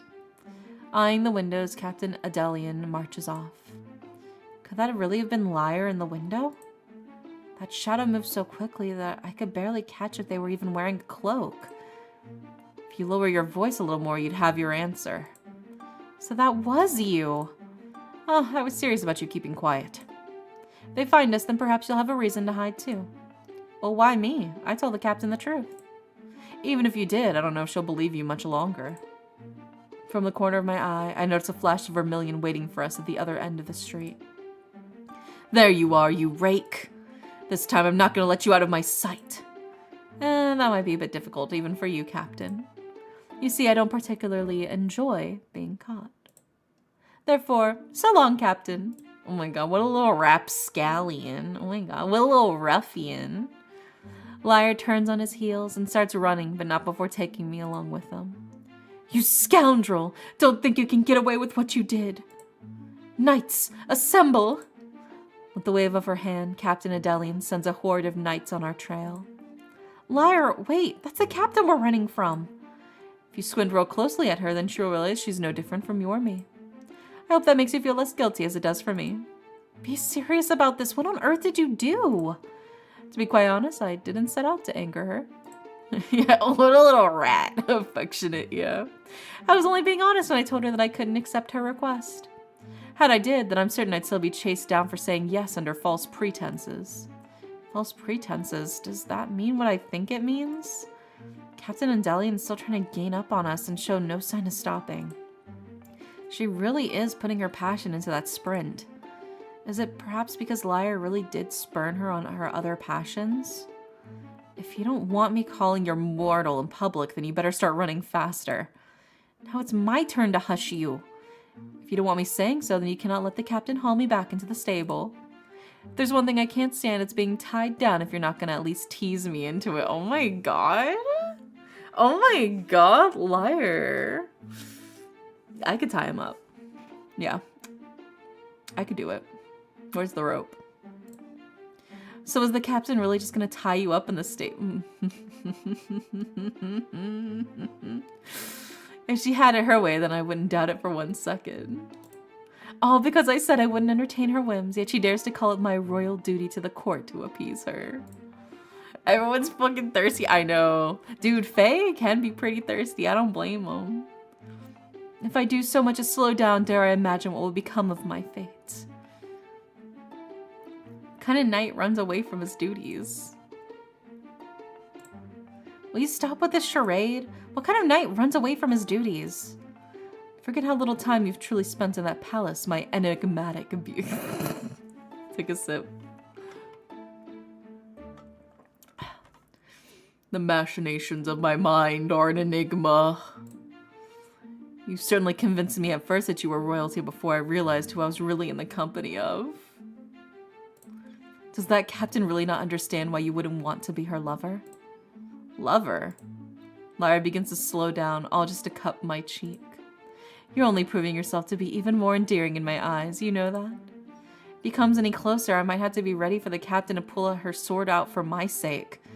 Lyra, please be serious about this. Have you considered telling the king about her proposition? Surely he'd find it strange for her to ask such a thing from you. Ah, you mean for her to ask to be my lover. I thought you'd understand that people like us don't have the privilege of showing who we are, even when someone gives us a window. For example, if I did have a lover, I would want it to be someone who understands what that sound of rainfall in the cerulean forest does for me. The cerulean forest. Also, another sip. There's only one I know of. Nowadays, I only see it in my dreams and memories. You remember it too, don't you? That quiet rainfall that used to sweep across the pine trees, and the way the rivers would flow into town afterwards. I used to have to take the ferry into the village before setting out on my journeys. His words are guiding my memories back to a landscape of rich blue forest that were once so clear as day in my mind. Just the mere memory of them brings a tear to my eyes. I remember the ferry and the rose path one would have to take back in Vesdom. Don't you miss that sight, Dare? Taking in his words, I realized that we both stopped running. Liar, who are you really here for? Isn't it obvious by now? Since the start, it's always been. Step away from the maid, you cad! Captain Endelian nobly puts an arm between us, taking no chances with him. The last thing you need is to indulge yourself after running from your post. Now apologize to the poor maid. He ran from his post? Liar, I thought you said you spurned her advances. He said what? Liar, what is the meaning of this? First you refused to join the parade, and now you're telling people I have no decent taste in lovers? Damn. Oh, that's rough, buddy. I never precisely told her that. You thought you'd get away with it, didn't you? Well, now I have more reason to have the king make you join the brigade. This is the perfect time for you to learn a little courtly discipline. What a little stinker, dude. What a little stinker. Ah, so now you're really going to tie me up. Not for your benefit, but perhaps for this maid's safety. Oh my god. She's like, I'm not tying you up for your kink. I'm tying you up to keep you suppressed. He'd look good in rope, though. Honestly, I should have been suspicious when the good king told me that you'd be joining us for the time being. All he sent us is a slacker. One very theatrical slacker, mind you. Back to the formation with you. Stop making those eyes at the maid. Can't you see that she just wants to go about her day in peace? As much as I'm quite sure she does, I don't regret giving her the thrill she needed for today. I said back to formation, liar. There, liar. Now he really can't escape her. Although something tells me he'll soon find his way out of this web again. Now, if only I could find a way out of having to haul these dresses back home, then at least one of us will have managed to escape our troubles for today. After arriving at home, a letter. Bro, we get so many letters, dude. While the mortals may say that our fortunes must have smiled upon us that very night, those blessed by the moon know which celestial forces are truly at work to bring you here to me. I've been reminiscing about our last meeting, and it conjures a smile every time. Those sighs, the way your lips crease when you think I'm not noticing, they all bear such honesty that I could not be endeared by them. Now you have the court wondering what has me smiling even in moments of silence. What is this magic? What is this power of yours? The curious one in me wants to know more, to become enriched by which wisdoms you possess.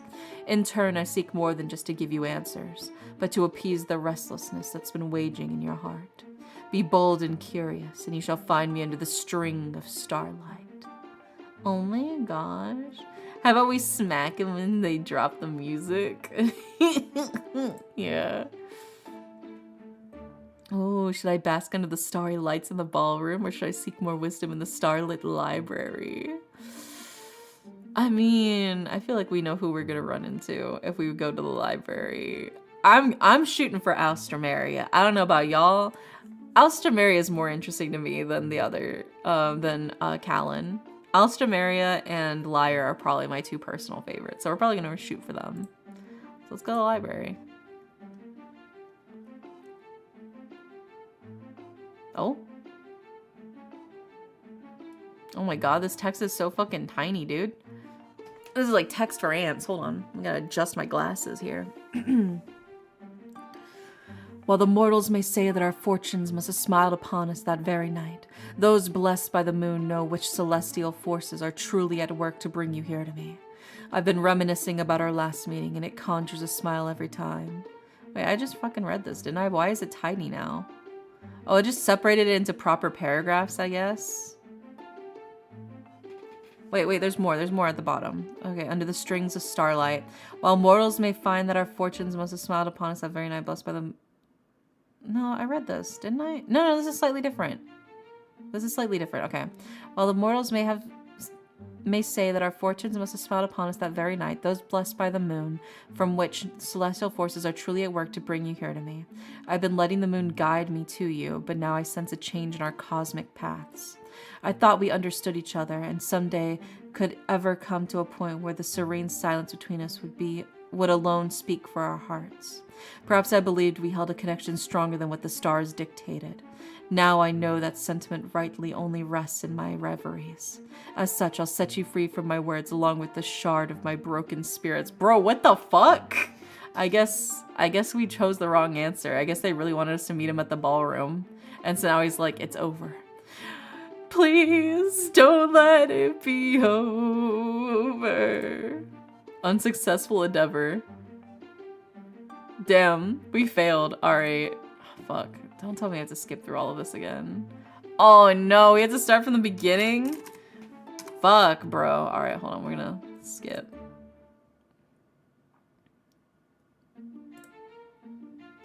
Alright, we're gonna have to speedrun to get back to where we were.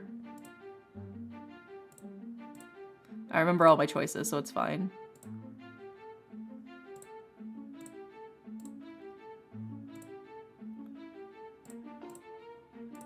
We're getting there, we're getting there, we're getting there.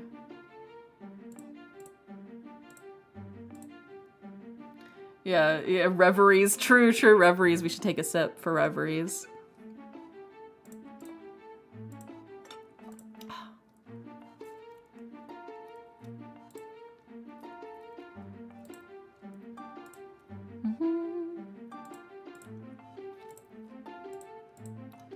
Let's see. I gotta keep skipping. A letter arrives home for me.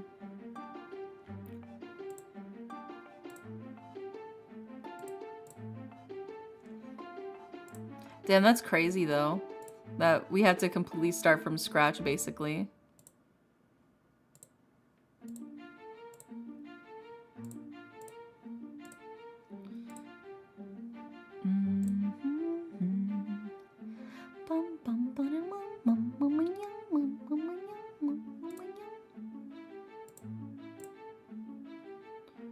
Let me go through here, and then we look up. We're almost there. We're almost there. We're almost there. We're almost there.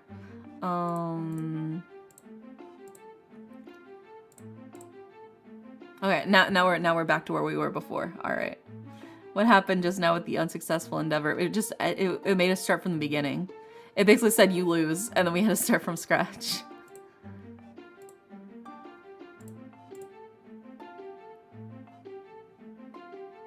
Is there a way to, like, save, I guess? I don't think we can. Oh, there is a way. Okay, cool. Saving is not available in the demo. Damn. Yeah, so we just got fucked. Let's just hope I don't fuck up again. Damn. That's rough. That's rough. Once the Aberstari's carriage leaves for Australis, I secretly head to the garden once more. While I've been receiving these letters lately, this flower hasn't said a word to me since that night. Nonetheless, those letters insist that I go to the next masquerade that's happening tonight. Should I dare risk it all again? As if reading my mind, the moonstone blossom begins to unfurl its delicate petals, welcoming a pocket of moonlight from above. And that's when I see it. Another letter. So what does this flower have in store for me this time? As tonight's theme celebrates the hunter and the hunted, you must enter this masquerade assuming the role which aligns with your passions and quests for an answer. Do you fancy yourself the hunter, who seeks to possess all and wake for pride and satisfaction? Or will you be the hunted, who must embrace today's thrills knowing that there may be their last? As I know all and see all, I believe there's no better match for a prince than a suitor whose heart embodies both roles. So no matter whether you believe you're only destined to assume one of these roles in your lifetime, tonight you will become both the huntress and the crystal swan. My heart is already fluttering and I haven't even finished this letter. Take the quill you've been using to pen your tenderest words and offer the blossoms blessed by the moon. In the stillness of the garden, I search deep within my apron and pockets for my only quill. After this night is over, I can only hope to have it back. I gently rest the quill on the blossom until its petals slowly begin to enclose around it. The moonlight gently swirls above, shining upon the flowers as it swallows the last feather and finally begins to glow. This transformation is just like before, only this time I'm surrounded by feathers. Crystal feathers, like tiny mirrors staring deeply into my soul. Blessed by the moonlight, I become a vision of ethereal feathers and trains of opal silk. My mask is encrusted with starlight, matching the silver circlet adorning my head. The huntress and the swan, all in one disguise, all in the name of seeking answers and trying to change my destiny. Just like the blossom said, tonight's theme can be felt and seen across every corner of this masquerade. One can find dashing nobles dressed in tunics, fancying themselves as hunters. Meanwhile, the heiresses have adorned themselves with feathered frocks and masks, each of their own swan. There's only one noble who has no intention of hunting swans tonight, and he's right where I met him last time. Oh, Prince Callan, I can only wonder how upset the Queen must be about your wilted disposition. He's not even trying to partake in the festivities. Although there's something calming about seeing him again, like a totem in reverie. I begin to make my way into the crowd, my eyes set on Callan. The hunters are all dancing with the swans, exchanging silent passions that cannot be spoken of until after dark. I suddenly feel a gloved hand on my arm. Excuse me, may I have this dance? I turn around expecting to meet a certain knight, only to be met with another vaguely familiar hunter draped in ruby furs. I should have known Sir Callister would find me here. My foster sisters did mention that he was accompanying the other nobles tonight. I just wasn't expecting him to be prowling about when he could be refilling his chalice instead. Oh, I'm sorry. I thought you were someone else just now. Well, isn't that just the thrill of tonight? All you have to know about me is that I, a hunter, may have just found my swan. That is, if you'll let me twirl you across the ballroom. Somehow, I forgot this is what happens when you come to a ball like this. I hesitate for a moment, searching for a way to escape. Where is Maria tonight? She was so insistent on wanting me to come back here, but what about now? And what about Lyre? With no other choice, I turn to Callister. Better find game with another swan. My apologies, but you'd find a better game with another swan. I don't know, he's just some noble, some fancy noble guy. I don't know. Probably a sleaze if we had to guess. Don't misunderstand me. I can read between the lines. You're afraid that if you accept a dance with me, you'll fall out of favor with a certain prince, is that right? Well then, let me tell you a little secret every other suitor here knows but you. You see, when he sees you dancing with another, the more he'll be reminded of what he has yet to possess. Otherwise, if he spots you pining in the corner, he'll know you want him desperately. So for him to want you, you have to show him that you don't wait for just one prey to cross your web. Callister's whispers linger between us as he offers me his hand. Nah, bitch. What kind of swan would you be without a hunter taking you for himself? His words are so honeyed, yet so dangerous. I'm not just a swan, though, bitch. I'm also a hunter. It doesn't help seeing Callan slowly being surrounded by suitors nearby. Even with the harem waiting for him, he keeps looking to the stairs. Oh, but wait. He's looking at Lyre and his guest. Wait, who is she? The one who just entered with Lyre? Oh, you mean the golden sunflower? The sunflower? It's my name for those Helian fairies of the Sunbloom Court. They sort of hate it when I call them sunflowers, but they're quite adorable when the sunshine falls upon them. It sure looks like Lyre's brought himself a sunflower for a swan, the lucky bastard. But you don't know who she is? If I'm anywhere near as lucky as him, perhaps I might by the end of the night. Hi, Sonics. That said, I'd rather spend a little more time with you first. That is, if you'll accept my dance. Just as Callister offers his hand out to me again, another hand reaches between us. You. I thought I recognized you. Prince Callan? I try to collect myself as Callan shoots a glare at Callister. Don't you dare say it. You have plenty of other swans asking to dance with you. For what reason I haven't the slightest clue.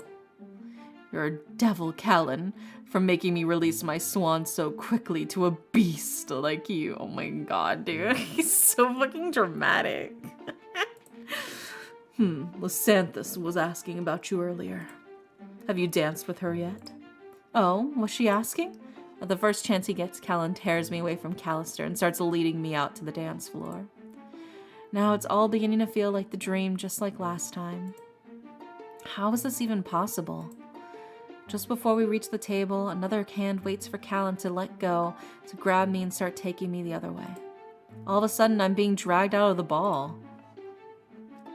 Wait, Callan! In a moment's panic, I look to my captor, only to recognize her gilded mask. Maria, it's you! Where have you been all night? I'm afraid this ball's decor is a bit more thematically intricate than the last. Oh my god, she looks so pretty with that cloak, dude.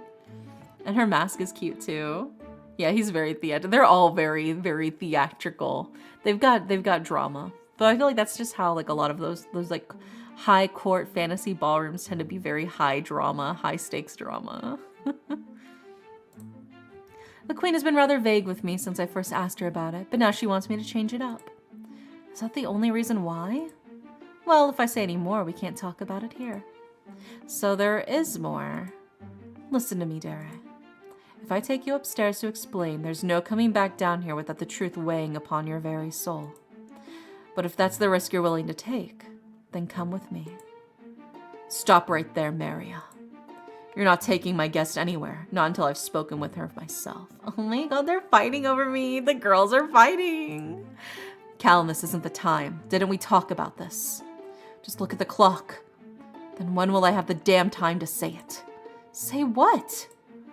He wants to apologize for mistaking you for somebody else. Turning the corner, Lyre rests against the wall with the heavy glare at the prince. Isn't that what you were going to tell her, Callan? Besides, Lady Ovidia has been waiting to meet you in the rose gardens. Lady Ovidia? So that's the Helian fairy's name. I hold my breath as Callan ponders for a moment. Finally, he turns to me first. Whatever you do, don't leave. Mario, don't you dare bring her upstairs either. At least not until I've properly spoken. I promise I'll make this quick. Callan, be careful. I'll be back shortly. With a heavy sigh, Callan immediately returns to the ball. Meanwhile, I turn my heel the other way. My dearest, please wait. All this time I kept thinking if I arrived knowing someone wants me back here, I'd learn the truth sooner. But if no one wants to reveal themselves to me, then why wait until real danger comes along? Hi, Jeremy. It's okay. You don't have to apologize. My dearest, stop. I don't want to have to use my magic on you. Then tell me this isn't a ruse. If this is my foster family's idea of playing a cruel joke on me, then just tell me now, Maria. Believe me when I say that I've been dealt with worse than this, so I can only hope that I'll get over this pain much more quickly. Do you think we could just have like all three of them as a polycule? Please, please. Actually. My dearest, this is no ruse. And explain to me in all your magical expertise why someone would grant me the wish of coming here just for me to feel even more like a stranger in your world. But you're not a stranger, at least not to me, nor even to Callan. Perhaps out of everyone here, you should be the one with the most noble right to belong. But if I were to say any more just yet, then the Abastari house might no longer be a safe place to return to. When the time comes, they may very well be the least of your worries. If you promise to put your trust in me, even if just until the next ball, I will make my vow to ensure that not only will I protect you from what comes next, but that Callan and Lyre will do so as well. So please, my dear, give me your word. Just moments ago, I was ready to leave no matter what they say. I should know better than to let any fairy lead me down their starry labyrinths. And yet, the energy within this castle keeps luring me back here. Suddenly a bang goes off from outside the gardens. By the nimbus above, the beast has returned. A piercing roar emits into the night, followed by the screams of swans and hunters rushing back inside to gather around the ballroom. Are we secretly part fairy, like specifically the Umbral Fairy? That's what I'm imagining, probably. That would be a pretty fun plot twist. Wait, where's Callan? Didn't he go outside with Lady Ovidia just now? He was, but he's most likely stayed outside to handle the beast himself. I should go help him as well. You need to wait here until one of us comes back. But Maria!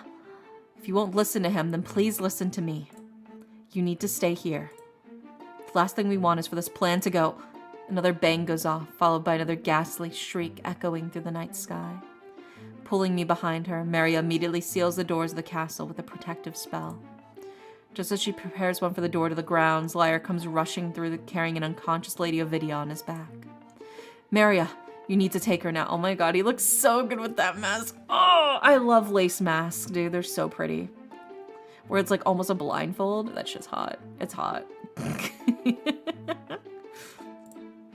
That damn shadow tried to attack her, and that bloody prince only barely stopped it before it killed her. The king and queen don't know that I've taken her, so don't say a word. Fine then, give her to me. I'll have Astrofel fetch some elixirs for her so she wakes up. Bring her back to me safely, will you? Just as long as you promise to keep Darius safe until I return. I know, I know. As Maria takes Lady Ovidia upstairs, Lyre shuts the door. Lyre, shouldn't we go wait with the other guests? Trust me, it's better if we stay here. The rest of the knights have already gone outside to help Callan again. Do you think he'll be alright? Oh, I wouldn't worry about him. He's rehearsed for this moment more than one might think. That said, I was surprised that the beast managed to draw more blood out of him this time. Callan's been injured? Was it from trying to save your lover? My lover.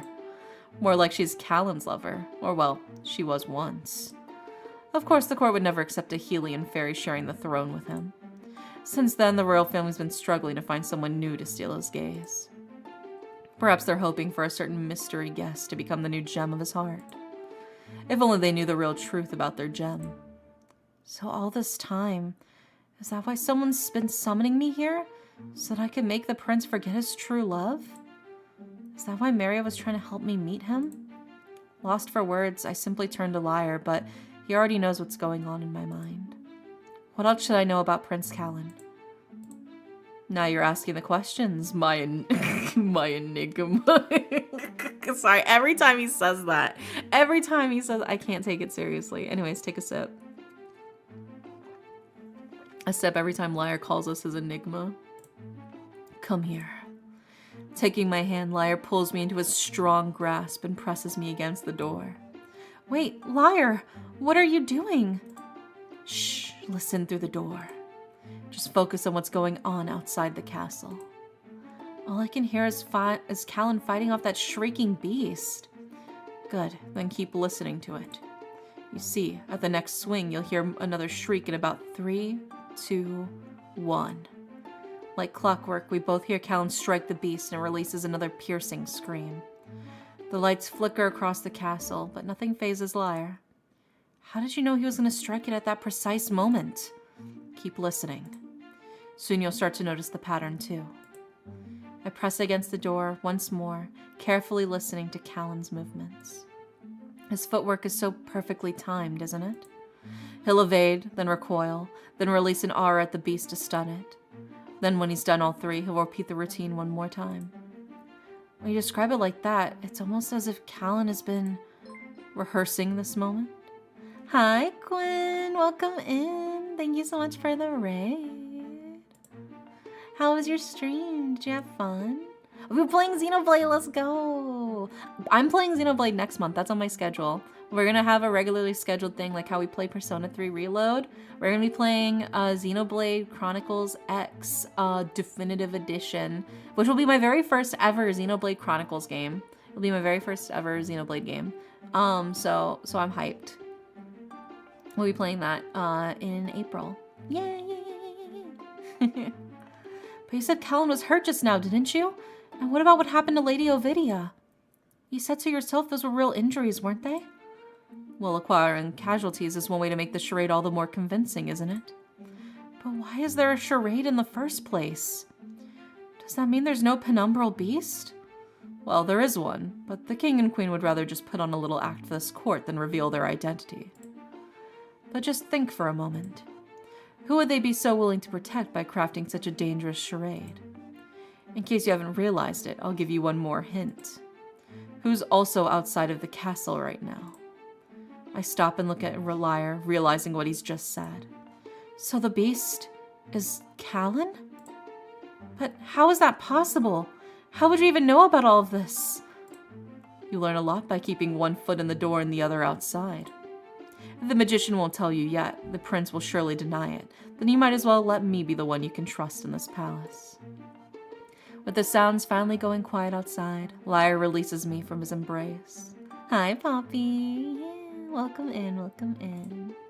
The king and queen will now tell the guests that their precious son has banished the so-called beast yet again. The man, the woman, and the beast. Yeah. But mark my words, they're only trying to give him an alibi for when he actually turns into one. When will that happen? I've yet to figure it out myself, but I sense it won't be long. Some might call this a curse, but I see it as one thing that could be leveraged against this royal family. I know Maria told you to stay here in the castle, but if you leave now, they'll never suspect you know the secret. What if I choose to stay? In spite of what Maria says, nobody can guarantee your safety inside of these halls. Remember that only Callan has a palace to enshrine himself in, even if it wasn't built by his own ancestors. No matter what these Celestites say, this palace will always rightfully belong to the Umbral Fairies. Let tonight be the proof that the royalty in the next room sits on a throne of lies. If you think you can withstand their falsehoods for one more night, then I won't stop you from joining their festivities. If not, this is your chance to leave and let me come find you when the time is right. No, I'll return. Even with the stairs waiting for me, I can't help but look to the ballroom door. So you still don't believe me, even after what I just told you? No, I believe you. Even if Callan is the real beast, you did say that his wounds are still real. And earlier, when you said that he wanted to apologize for mistaking me for someone, did you mean Lady Ovidia? Are you only asking because you still think you have a chance with him?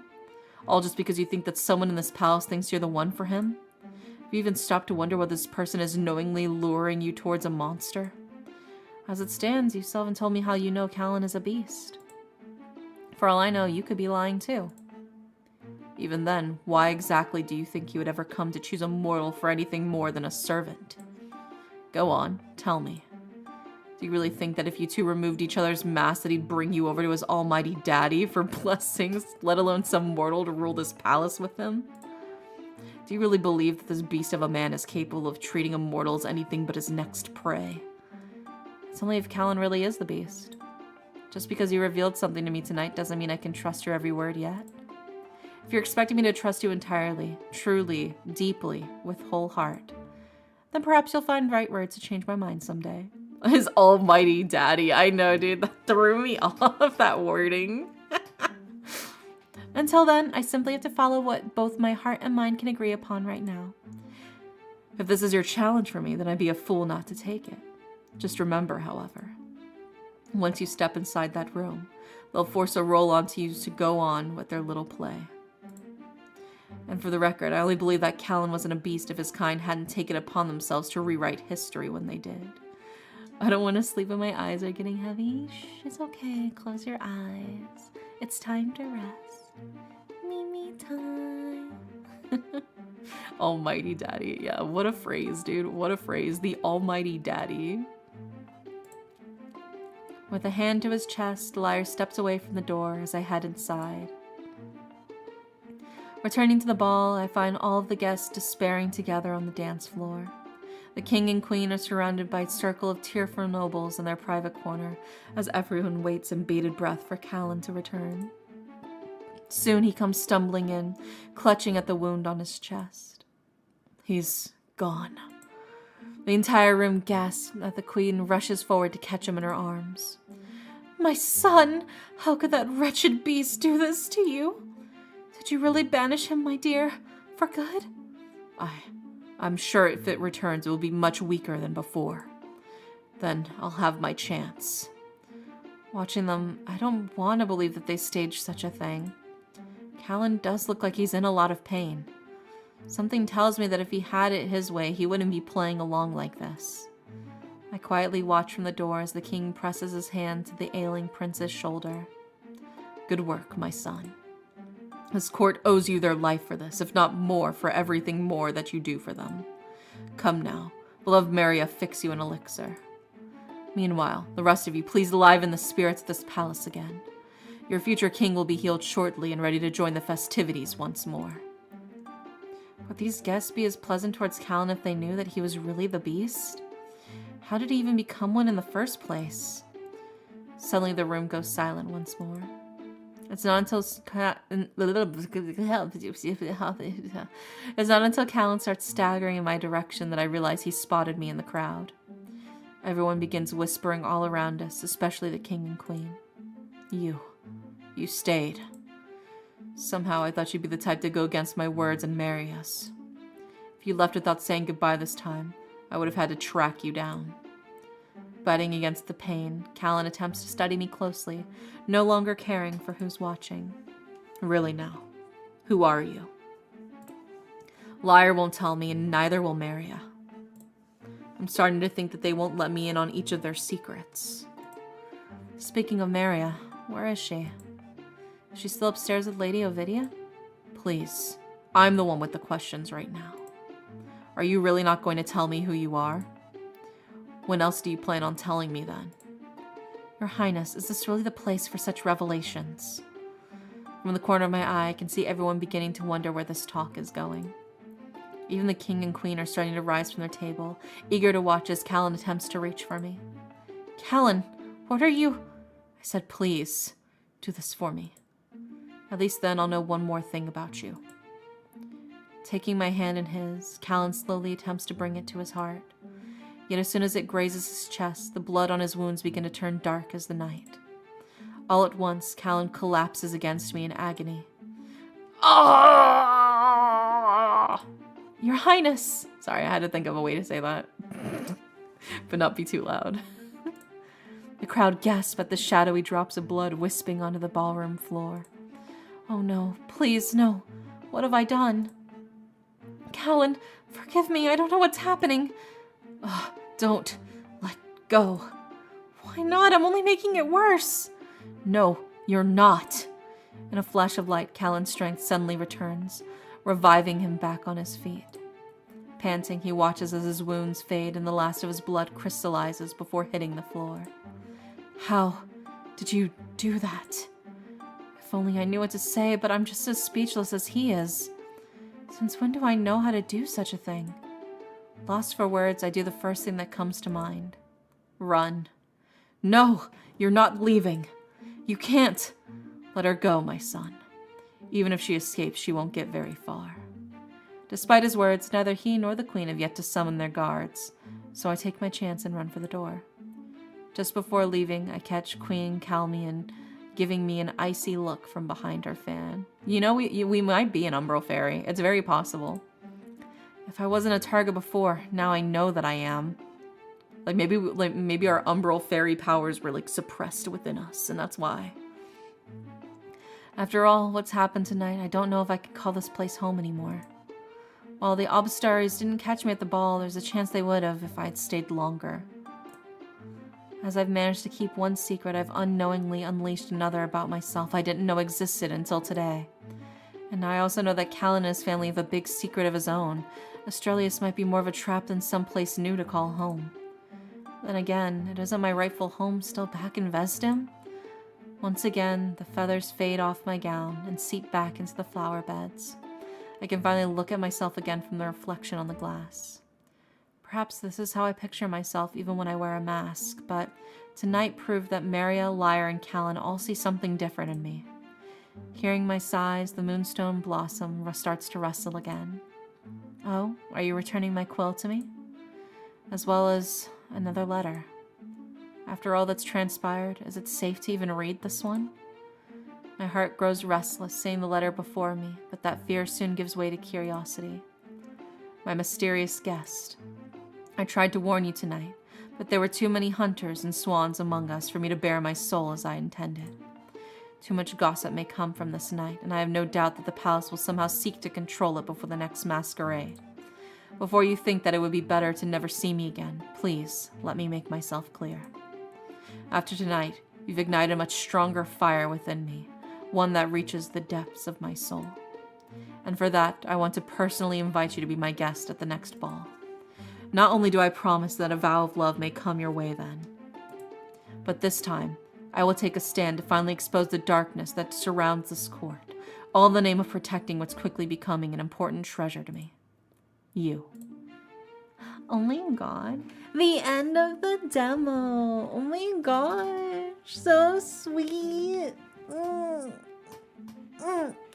Very romantic. I do like that a lot.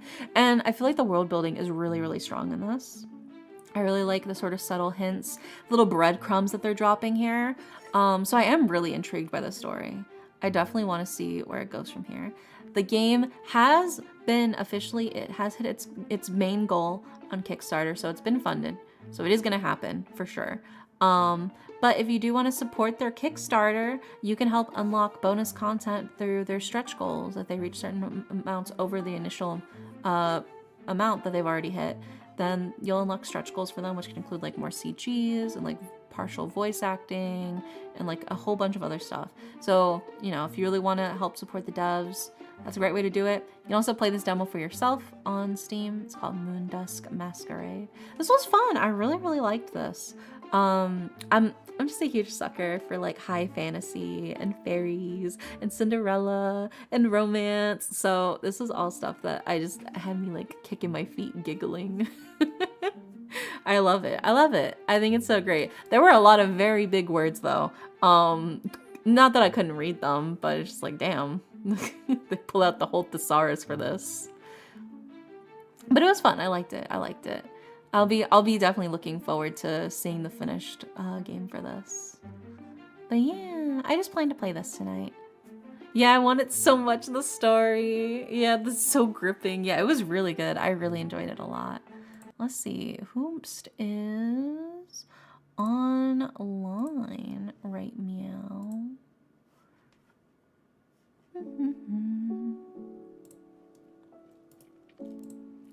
Who is awake? Who is awake that we can raid into? We've got... Oh, it's Bellsprout's 3-year partner anniversary. We might raid Bellsprout then. Yeah, we'll raid Bellsprout. It's ASMR, so it's cozy. And it's also... Yeah, she's just like a really chill creator. So yeah, we'll probably raid Bellsprout then. Let's go ahead and set that up. Also, thank you for the kissy. There you go, there's your redeem dog. So we're gonna raid Bellsprout. There we go. And yeah, tomorrow is gonna be movie night in the Discord. We are gonna be watching Frozen 2. So if you haven't already popped in for movie night, you want to pop in, that's what's happening tomorrow in the Discord. It's just chill good time. And then yeah, so hopefully I'll see you guys tomorrow for movie night. But if not, no worries. I'll see you when I see you. I hope you guys have a wonderful, wonderful night, and good night.